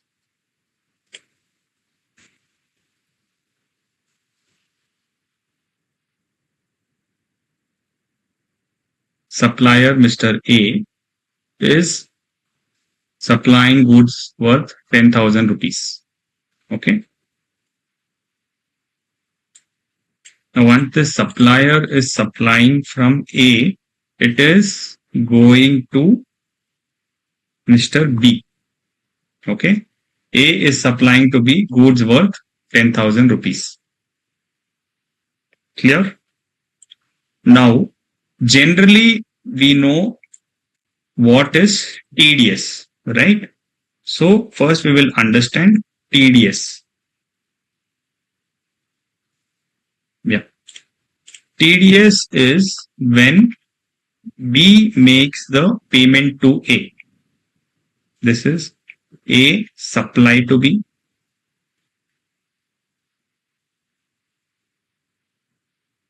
So what will B do? He has to make payment.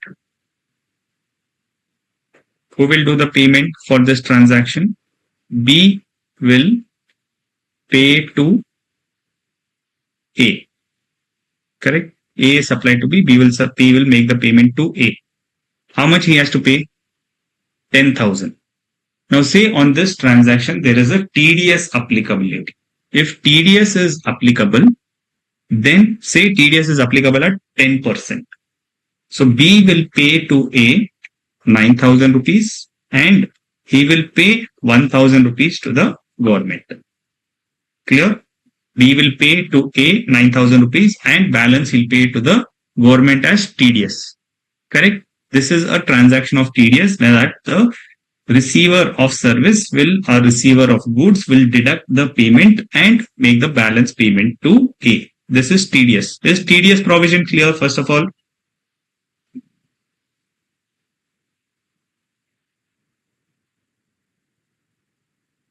No. Priya, what is not clear in this TDS transaction?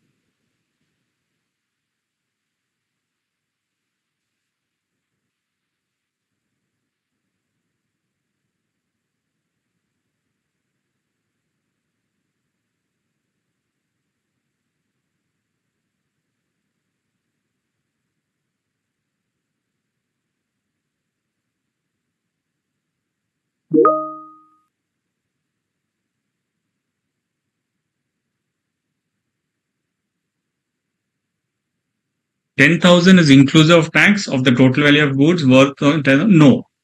So we have not considered tax now. We've just considered a scenario without tax. We have just made a simple transaction and not considered the tax at all.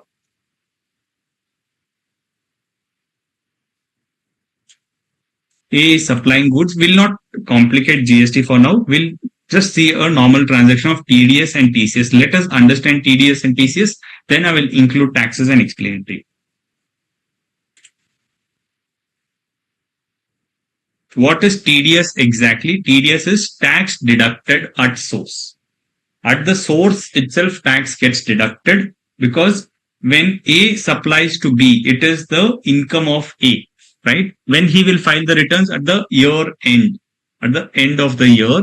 So government is not sure will A declare his income or no. So they have told B that when you make payment to A, no, you don't make full payment to him. You deduct tax and pay it to us. So at the source itself, tax is getting deducted. So A is getting less amount. The balance amount will be to his income tax credit. So B is making payment to A partially, and to the other part, he is making payment to the government, that is TDS. Clear? So this is a transaction of TDS. Now, say on this transaction, say for a scrap sale, TDS is not applicable, TCS is applicable. So in that scenario, what will happen?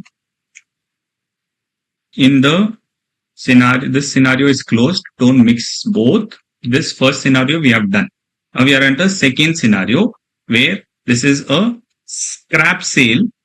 I will change the names so that you're not confused.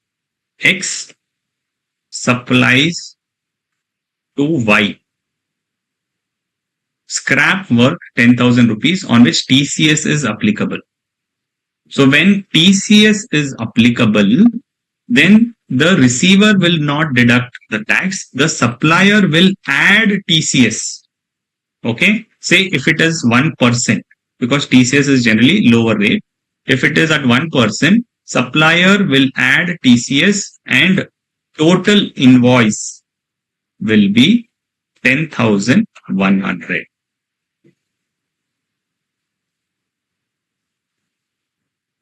Clear? Supplier is charging 10,000 and he's adding TCS. So when B makes payment to A, he will have to make 10,100 rupees and no TDS will applicable because TCS is already collected. Got it? In first scenario, TDS is applicable, so A will deduct. In TCS, as the name says, is tax collected at source, so supplier will collect the tax from the buyer and he will remit, and Y will get the credit when he files the income tax return. Who is liable to pay this tax? TCS. Who is collecting TCS? X is collecting. So X will be liable to pay this tax to the government. Because in case of scrap sales, when I'm selling scraps, the scrap dealer may not file his returns, right? To get control on that, the government says when you are selling your scrap, when you are selling tobacco products, such cases they have said that you have to collect TCS. Clear? TCS. Chauhan, Tej Prakash, are you clear now? Correct. In the first case, TDS, the recipient is paying tax. In the second case, the supplier is paying tax. This is income tax. We are not talking about GST as yet. We are talking about income tax. This is the TDS and TCS under the income tax provisions because TDS will apply on the same transaction on which GST also will apply. Correct? So this is how TDS provisions work and TCS also works. Correct. It is in income tax, not on RCM. We are not touching RCM yet. Why 100 supplier include? Because that is the provision of the Income Tax Act which says that when you are a supplier of specified goods, you have to collect TCS. So supplier only will include. Okay? Now the question came, right? The question came that aggregate turnover excludes the GST. Correct? Recipient will get credit in both. Recipient will get credit in second one. In the first one, recipient is paying, so he will not get the credit. Recipient will deduct and pay it to the government. Supplier will get it. Clear? Now, in this scenario, we understood basic of TDS and TCS. Okay? Now, easy transaction pay if A is a GST registered person. तो फिर क्या होगा? We will see. A is supplying to B. We understood this. Now, A is supplying to B with the GST.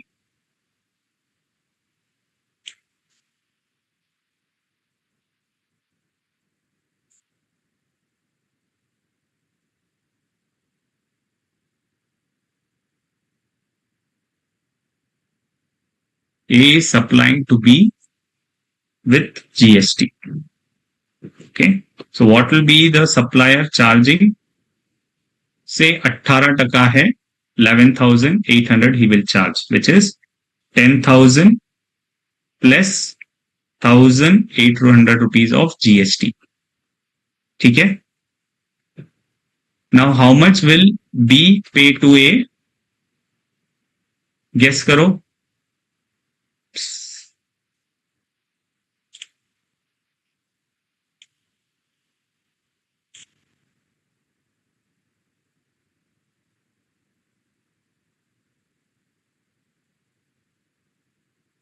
Okay, that is gone, no problem. A supplies to B. What was the value what he is supplying to B with GST? 10,000 plus 1,800. So he is providing an invoice of 11,800. B pays to A. How much will B pay to A? Here this is a TDS deduction. On this transaction, TDS deduction is applicable.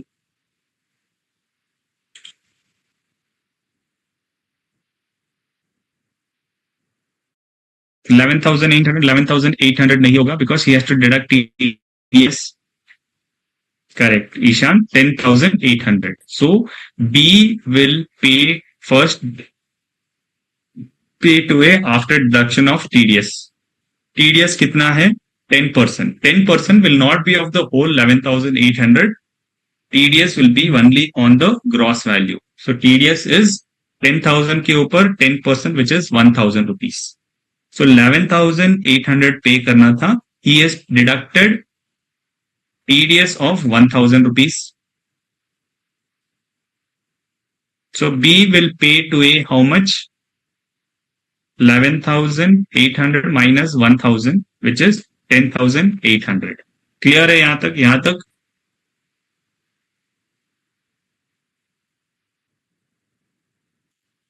Correct Farhan. Correct Priyanshi. Correct Miss Priya. ठीक है. TCS किस condition पे cut होता है? अगर supplier कुछ specific commodity supply करता है सुभाषिनी, तो उसे TCS डिडक्ट करना होगा. We are not getting into that. We are understanding the concept of TCS. बस सिर्फ कॉन्सेप्ट अंडरस्टैंड करना है, क्योंकि उसमें इस सर्कुलर का इम्प्लीकेशन है. अगर हम TCS नहीं समझोगे तो फिर ये भी नहीं समझ पाओगे. Correct. TDS not include in GST. You're right. यहां तक क्लियर है? Now, when the supplier is raising his invoice, he is including only GST, and GST is not included for the purpose of aggregate turnover, right? लेकिन हमने कहा है any taxes other than GST has to be included, correct? So what happens in case of a TCS collection? TDS is deduction, TCS is collection, because as the name suggests, TDS, tax deducted at source, TCS is tax collected at source.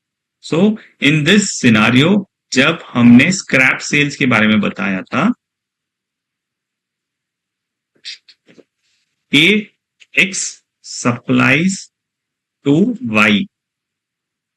10,000 plus 1,800 is GST, and हमने क्या बताया था पहले?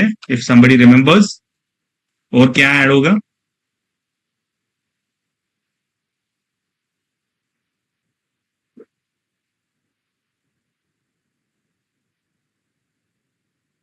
TCS of 100 rupees. Perfect. Plus 100 rupees TCS. So he will raise an invoice for 11,900. Right? So he will remit to the government TCS of 100 rupees. B will pay to A 11,900. Clear?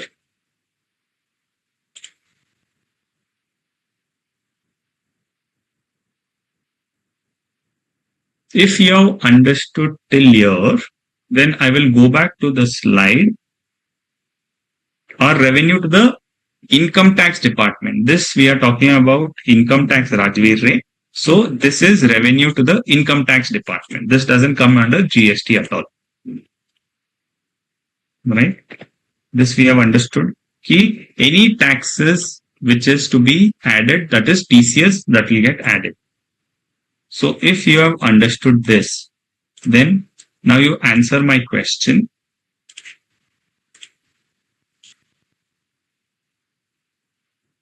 Aggregate turnover, this part, aggregate turnover excludes the element of CGST, SGST, UTGST and compensation cess. So it is not included in the aggregate turnover, right?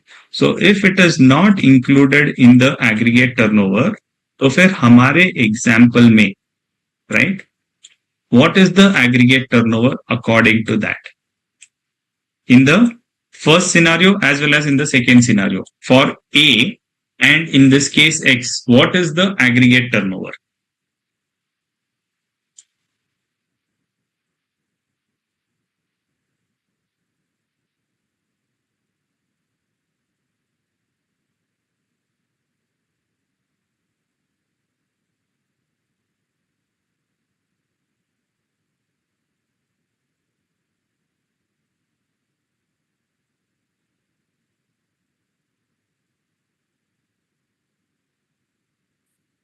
Okay, I'm getting multiple answers. First, Priya Mishra is saying aggregate turnover of Mr. A is 9,000 and in second scenario for B, नहीं, aggregate turnover तो हम सिर्फ supplier का ही consider करेंगे, correct? Because this is not reverse charge. This is on TCS. Don't get confused with reverse charge. यहाँ पे reverse charge का question ही नहीं है. It is all forward charge. Where supplier is charging, making a supply and charging GST. So, in case of first scenario, Priya is saying 9,000 rupees.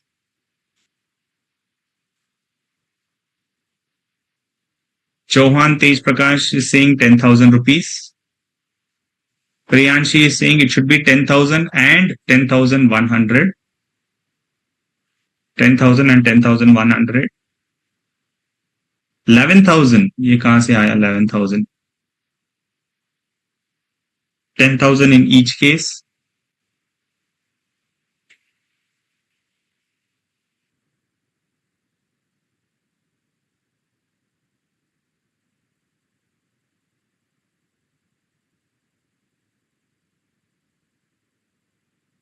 For Mr. X, 10,000. Okay.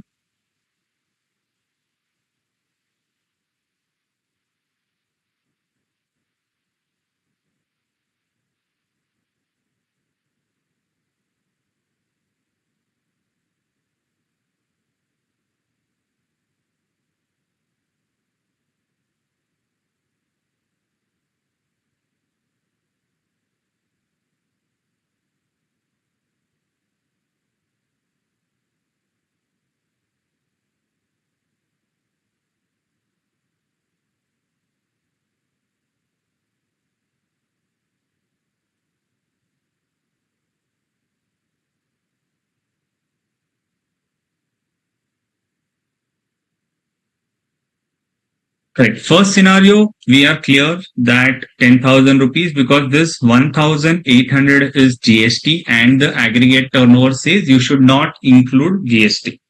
Correct. तो हम GST include नहीं करेंगे.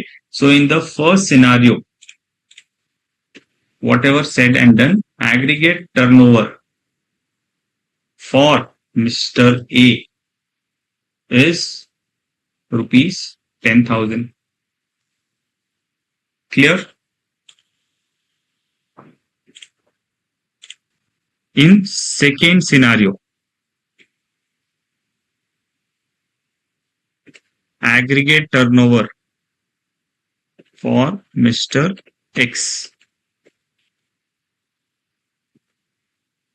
is rupees 10,000 तो है ही है. GST we will not include. TCS has to be idly included.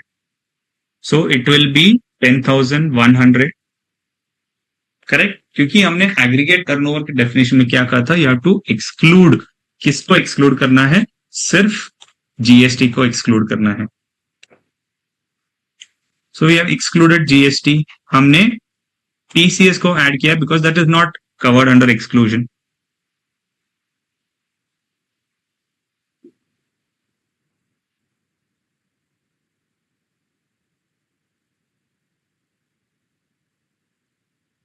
Correct.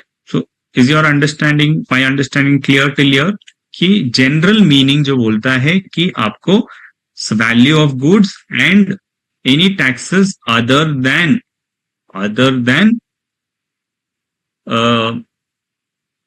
TDS other than GST, you have to add it.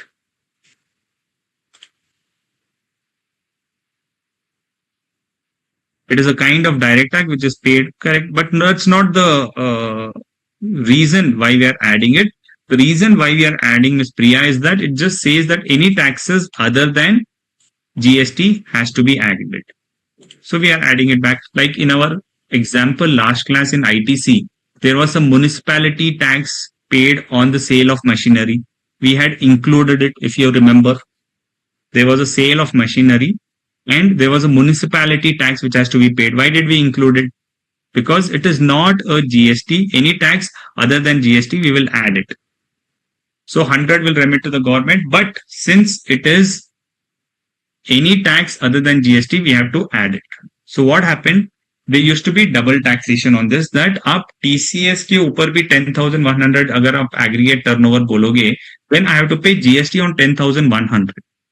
That is when their clarification came in saying that no, you don't have to add 100 rupees. You have to consider your aggregate as only 10,000 rupees because TCS is in the nature of advance levy.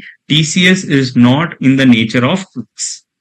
Because the Y, when he files his returns, he will pay his tax. Only it's a advance collection mechanism. So you don't include TCS. By literal meaning of aggregate turnover, we will add it. But because of the circular which clarified this aspect, we will not include it. So the aggregate turnover for Mr. X also will be 10,000 rupees.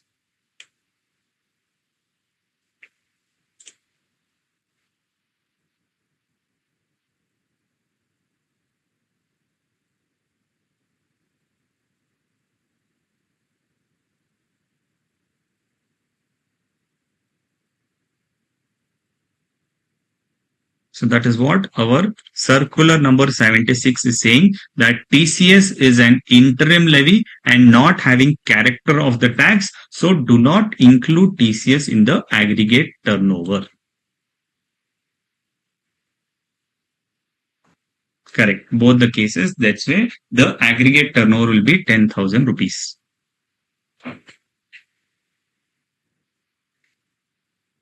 Any other tax levied by the government other than GST also not included.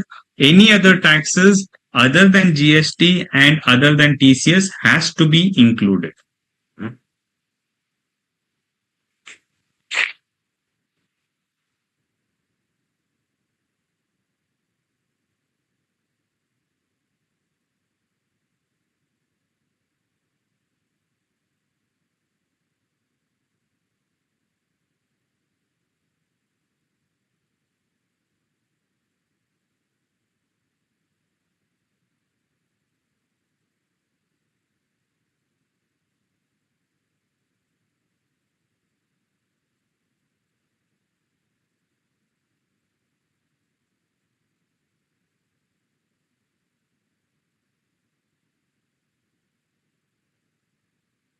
Correct. Then it will result tax on tax. Yes, the government is aware of it. There will be tax on tax, but it will be on a different aspect. So they're saying that any tax on tax. So they've not excluded because it will be tax on tax. They've said that these taxes is a tax, so we should not include. Other than that, any tax has to be included in the aggregate turnover.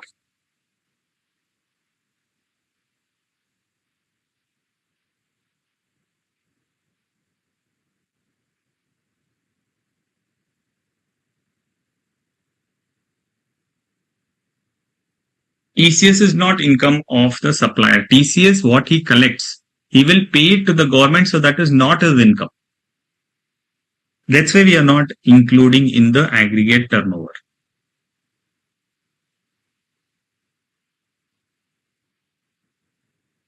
ठीक है?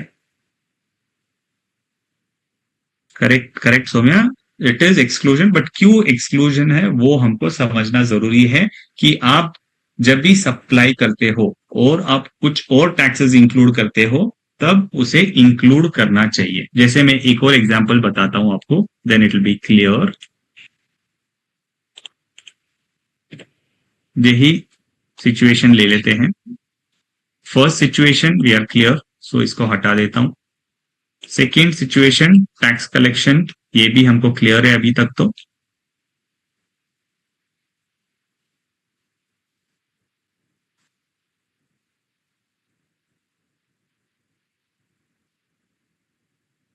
X is a landlord. X supplies services of renting to Y. Y is a tenant. So he's charging rent of 10,000 rupees and he is saying that I have to pay yearly municipal tax to the government. Since you are a tenant, we have an agreement that you will pay me the municipal tax, which is, say, 1,500 rupees. Okay. So he wants to raise an invoice now. And supplier is registered under GST, no reverse charge. X is registered under GST.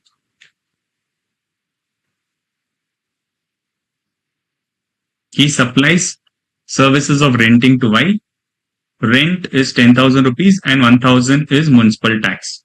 So what will be the GST value, you tell me?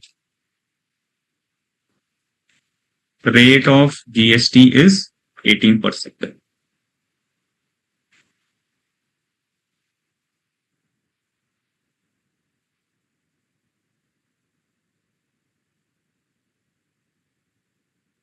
So you tell me what is the GST and what is the aggregate turnover of X.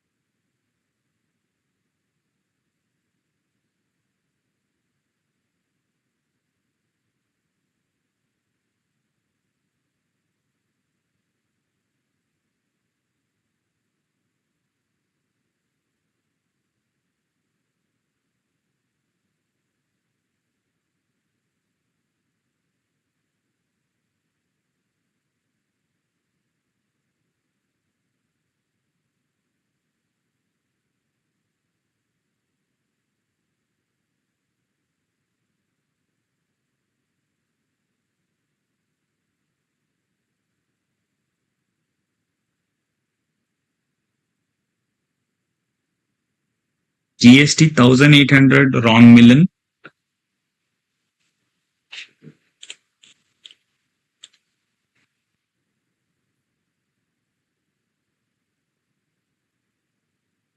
Whatever he's collecting other than the GST is his aggregate turnover. So aggregate turnover or the turnover on which he will collect tax is 11,500 into 18%, which is 2,070, and the aggregate turnover, for the purpose of calculation of aggregate turnover, the aggregate turnover of X is 11,500. Do you understand now the difference between this and this? Here also extra tax is collected, but we are not included. Here extra tax is collected, but we are including it.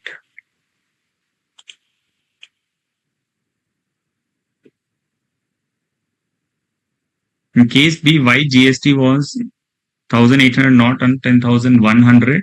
Because TCS is to be included, madam. That is what was our discussion. That TCS is not included in the aggregate turnover. So you will not collect GST on the TCS. Forget income tax. We are not talking about income tax, Tej Prakash. We are only talking about TCS. TCS is one portion of income tax. Income tax kitna pay karega? That is separate. Correct. Need to pay tax on municipal tax, any other tax. Municipal tax is one example. कुछ भी tax other than GST है, उसको आप aggregate turnover और turnover for the purpose of paying GST में add करोगे.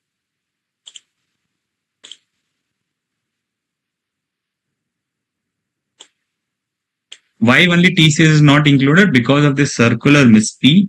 That circular says only TCS is an interim levy and it is not a tax. तो आप उसको include मत कीजिए. So इसीलिए basis that circular we are not including TCS. Any other taxes we will include it.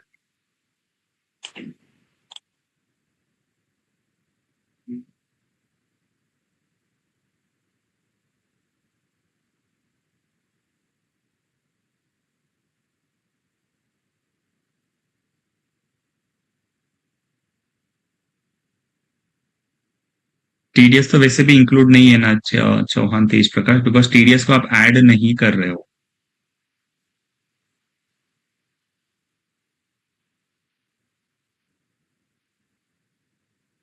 Got it?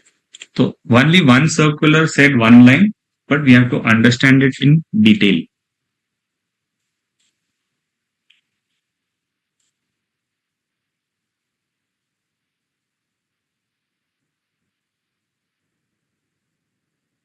Okay.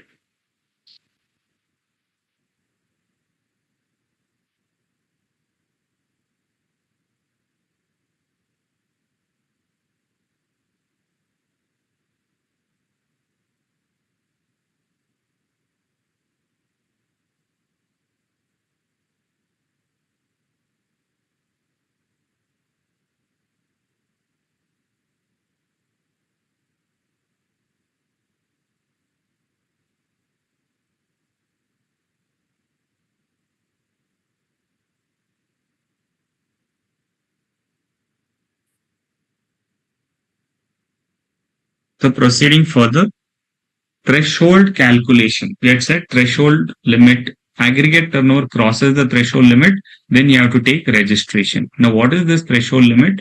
Threshold limit is 20 lakhs for the financial year, but 20 lakhs is reduced to 10 lakhs in case of TNMM states. What is TNMM? TNMM stands as an acronym for 4 states where the turnover is reduced to 10 lakh rupees, which is Tripura, Nagaland, Mizoram, Manipur.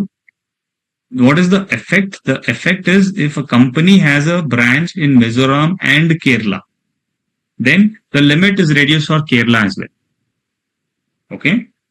Your threshold turnover limit for which you have to take registration is 20 lakhs. But if you are in TNMM states, then the limit is 10 lakh rupees. If you are having only office in Kerala, once you cross 20 lakhs, you take registration. If you are an office only in Tripura, take registration only once you cross 10 lakh rupees. You have office in Kerala and Tripura.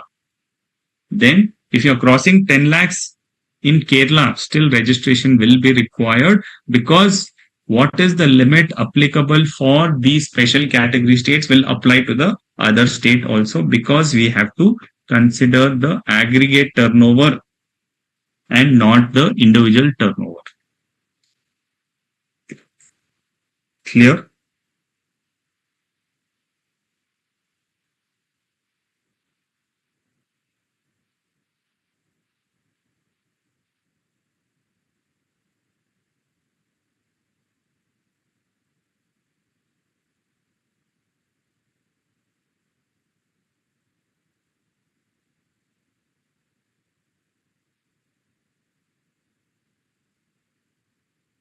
If business is different, yeah, you're not talking about business, we are talking about turnover. Even if business is different, the turnover will be the criteria.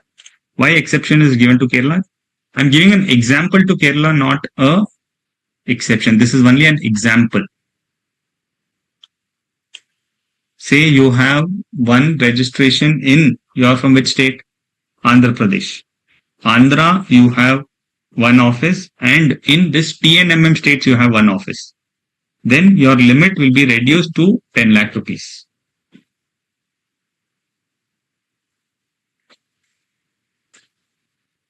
If more than TNMM states comes together, not understand, I did not understand your question, Priyanshi. If you have business in both special and states, what is the limit? Yeah, if you have both in special states and regular states, then the limit will come down to special state itself. That is the point. Here 20 lakhs is for both. For goods category, I will come and explain what is the difference there.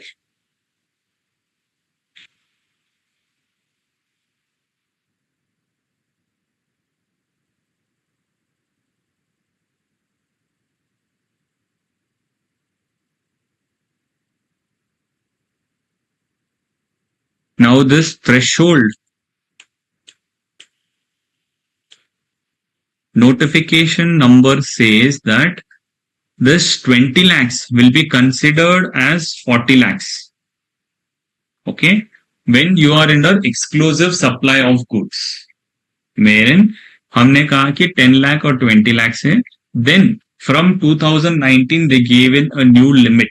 They said that this limit will be 40 lakhs who are only supplier of goods. The 20 lakhs is for both supplier of goods and services. But if you're dealing only in goods, you're not dealing in services, your limit will be enhanced. Your limit will be increased. Wherein 40 lakhs you will get for those suppliers who are only supplying goods. But this 40 lakhs will not be applicable for certain suppliers.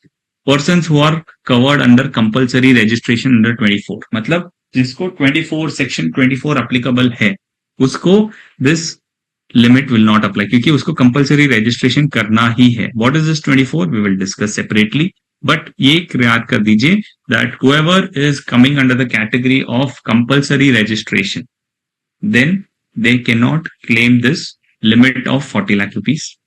Then who are supplier of ice cream, pan masala, tobacco substitute products, fly ash bricks, bricks of fossil meal, building bricks, earthen and roofing tiles. For these special category of people also, you cannot get the limit. Matlab, if you're a supplier of ice cream, you're only supplying goods, right? You're not having a showroom. You're only supplying ice cream. So even if your limit is crossing 20 lakhs, you will have to take registration because 40 lakhs will not be applicable, but 20 lakhs will still be applicable to you. If you're doing 15 lakhs of sale of fry ash bricks, will you take registration or no? 15 lakhs hai. Registration not required because that is still below 20 lakhs.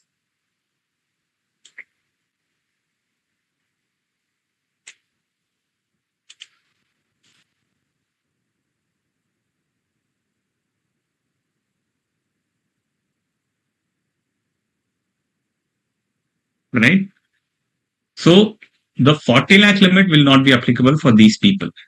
Fly ash bricks, bricks of fossil meal, building bricks, earthen or roofing tiles, tobacco substitutes, pan masala and ice cream. Then who else?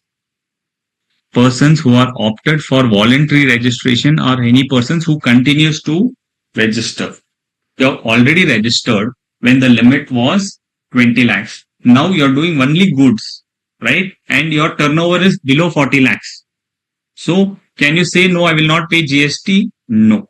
Once you are registered, you are always registered. So the limit of 40 lakhs will not be applicable to you.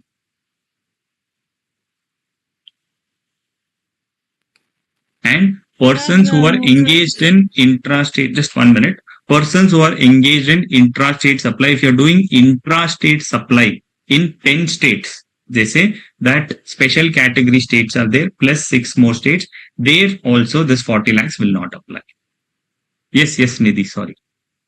Ji sir ये पान मसाला के बाद जो number दिया हुआ है वो किस लिए दिया हुआ है वही जानना है. पान मसाला के बाद मॉड्यूल में सर नंबर दिया है 21069020. सभी भी जितने प्रोडक्ट हैं उसके आगे ये नंबर दिया हुआ है. वो HSN नंबर है. जैसे सभी गुड्स के है ना, एक हार्मोनाइज सिस्टम नॉमेनक्लेचर के हिसाब से सभी गुड्स के एक नंबर रहता है. ठीक है, जो वो HSN हर प्रोडक्ट्स के लिंक रहते हैं. जैसे आप वाटर बॉटल दे दीजिए, उसका भी एक HSN नंबर रहेगा. लैपटॉप ले लीजिए, उसका भी एक HSN नंबर रहेगा. सभी प्रोडक्ट्स के HSN नंबर रहते हैं. नंबर का मतलब फुल फॉर्म क्या होता है? Harmonise system of nomenclature. मतलब आप जब भी यहाँ से कुछ एक्सपोर्ट करोगे दूसरे कंट्री में, तब उनको कस्टम्स ड्यूटी लगाना पड़ेगा, करेक्ट? लेकिन उनको क्या पता चलेगा कि प्रोडक्ट क्या है? तो इसीलिए पूरे वर्ल्ड में एक HSN कोड रहता है कि जब भी आप एक्सपोर्ट करो तब उस कोड को यूज करो, जब भी आप इंपोर्ट करो उस कोड को यूज करो, उसे कहते हैं HSN code. Okay sir, thank ठीक यू। है, वो HSN कोड GST में भी यूज किया है।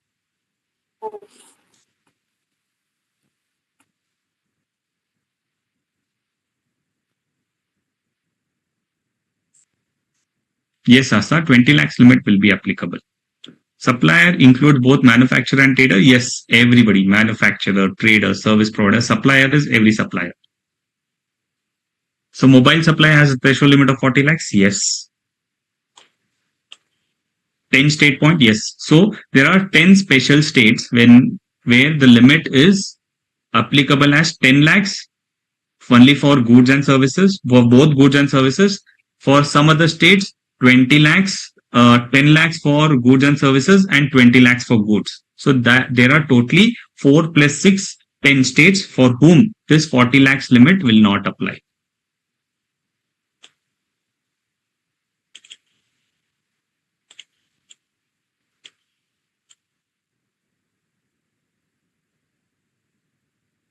Clear on these points? Key 40 lakhs limit will not apply. So I will take you to the slide which shows you a picture of all of this for your better understanding. हाँ, next slide ही है.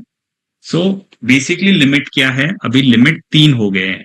ये 4 category of states जो है मणिपुर, मिजोरम, नागालैंड, त्रिपुरा, उसे हम कैसे याद करते हैं? TNMM. उत्तराखंड, मेघालय, यूपी मस्त, उत्तराखंड, पुदुचेरी, तेलंगाना, मेघालय, अरुणाचल प्रदेश और सिक्किम, यहाँ पे लिमिट है 20 lakhs for both goods and services. So ये हो गए 4 और ये हो गए 6. For the 6 category of states the limit will not be 40 lakhs anywhere, is what we are saying in the previous slide. And for all other states services के लिए 20 lakhs and for goods 40 lakhs.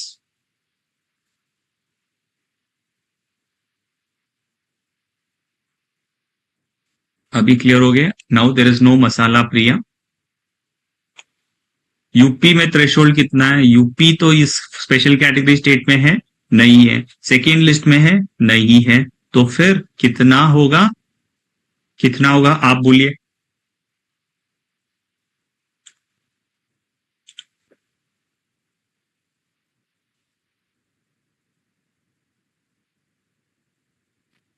नहीं पता है sir. Madam ये chart देके बताइए. आपके पास chart नहीं है तो समझ में आता. आप इस चार्ट को देखिए, इधर आपका यूपी स्टेट किधर दिख रहा है?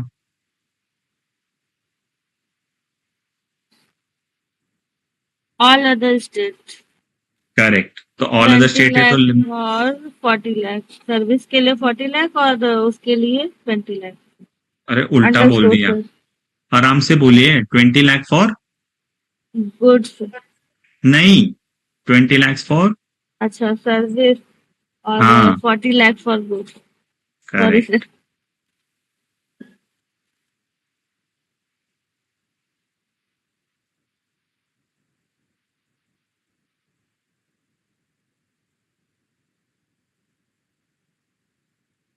Ishan, what is your question? I did not understand.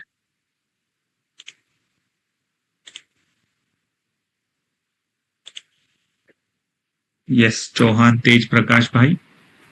Sir इसका मतलब क्या है कि person exclusively engage in intrastate supply of goods. Correct. अगर इंटरस्टेट हो गया तो this limit will not come, because if you are doing interstate supply then the threshold is not applicable. Intrastate का मतलब जानते हो ना आप? Yes, within the state. Correct. So this is for those people are dealing in intrastate. Interstate के लिए तो आपको लिमिट ही नहीं है. अगर आप 10 रुपए की भी चीज इंटरस्टेट करते हो तो फिर आपको रजिस्ट्रेशन कंपलसरी है. लिमिट क्रॉस नहीं होगी फिर? हाँ, लिमिट क्रॉस नहीं होगी फिर भी? या 10 रुपए is not with in the limit, तभी आपको रजिस्ट्रेशन कंपलसरी हो जाएगा. Okay, thank you.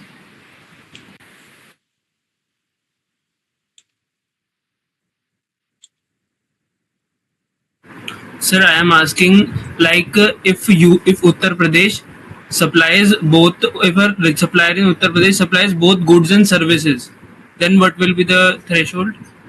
20 lakhs. 20. Okay. Thank you, sir.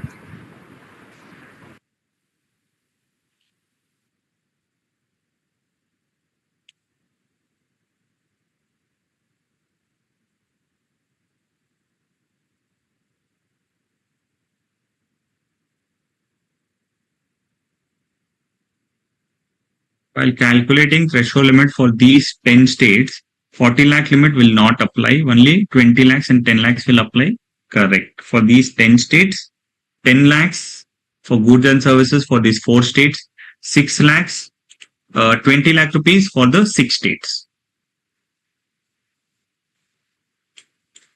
So if supplier is supplying exempt supply for 50 lakhs, still he need to get registered. Yahan tak to yes, he has to take registration. We will go to the notification which will tell that it has given a relaxation. So as long as that notification is there, if he's making exempt supply, registration not required.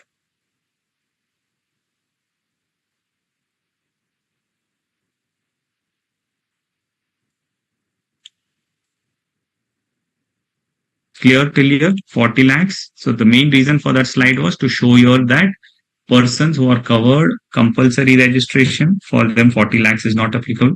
Persons who are already registered, not covered. These persons who are there under these 10 special category states, for them also 40 lakhs will not apply. And in these states, if anybody is supplying these products, for him also 40 lakhs will not apply. That is suppliers of ice cream, pan masala, tobacco substitute, fly ash bricks, building bricks, earthen and roofing tiles. Okay, next is job worker.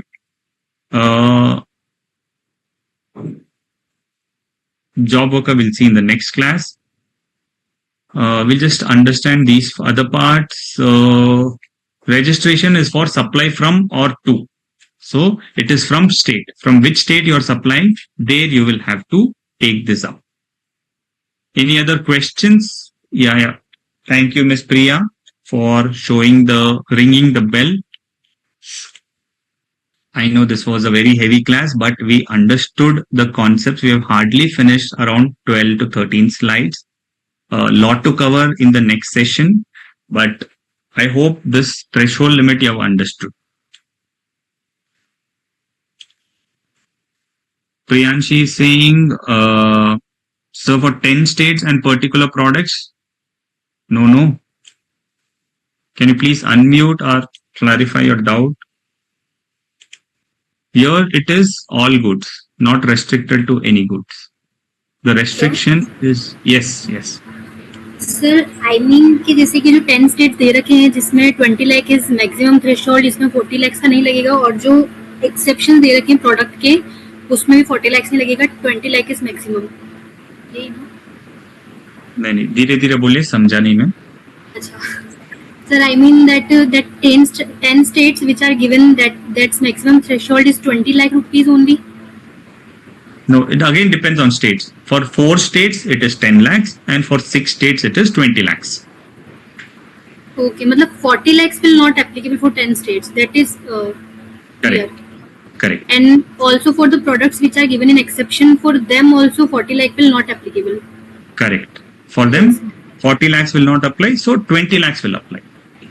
Yes, and that 20 and 10 we have to see according to goods and services. Correct. Yes, okay, sir.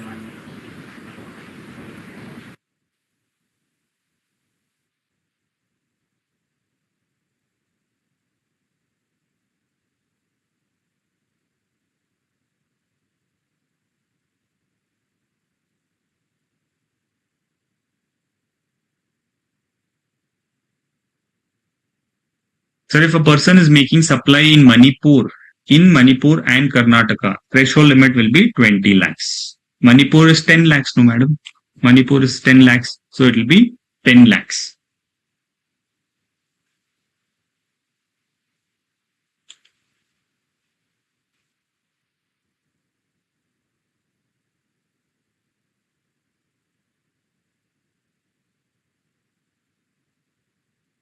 Okay.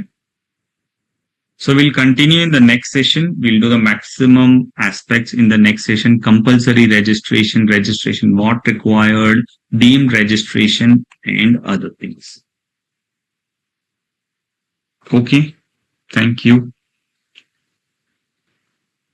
Yes, Chauhan, intrastate distinct person also, we will understand distinct person and discuss that.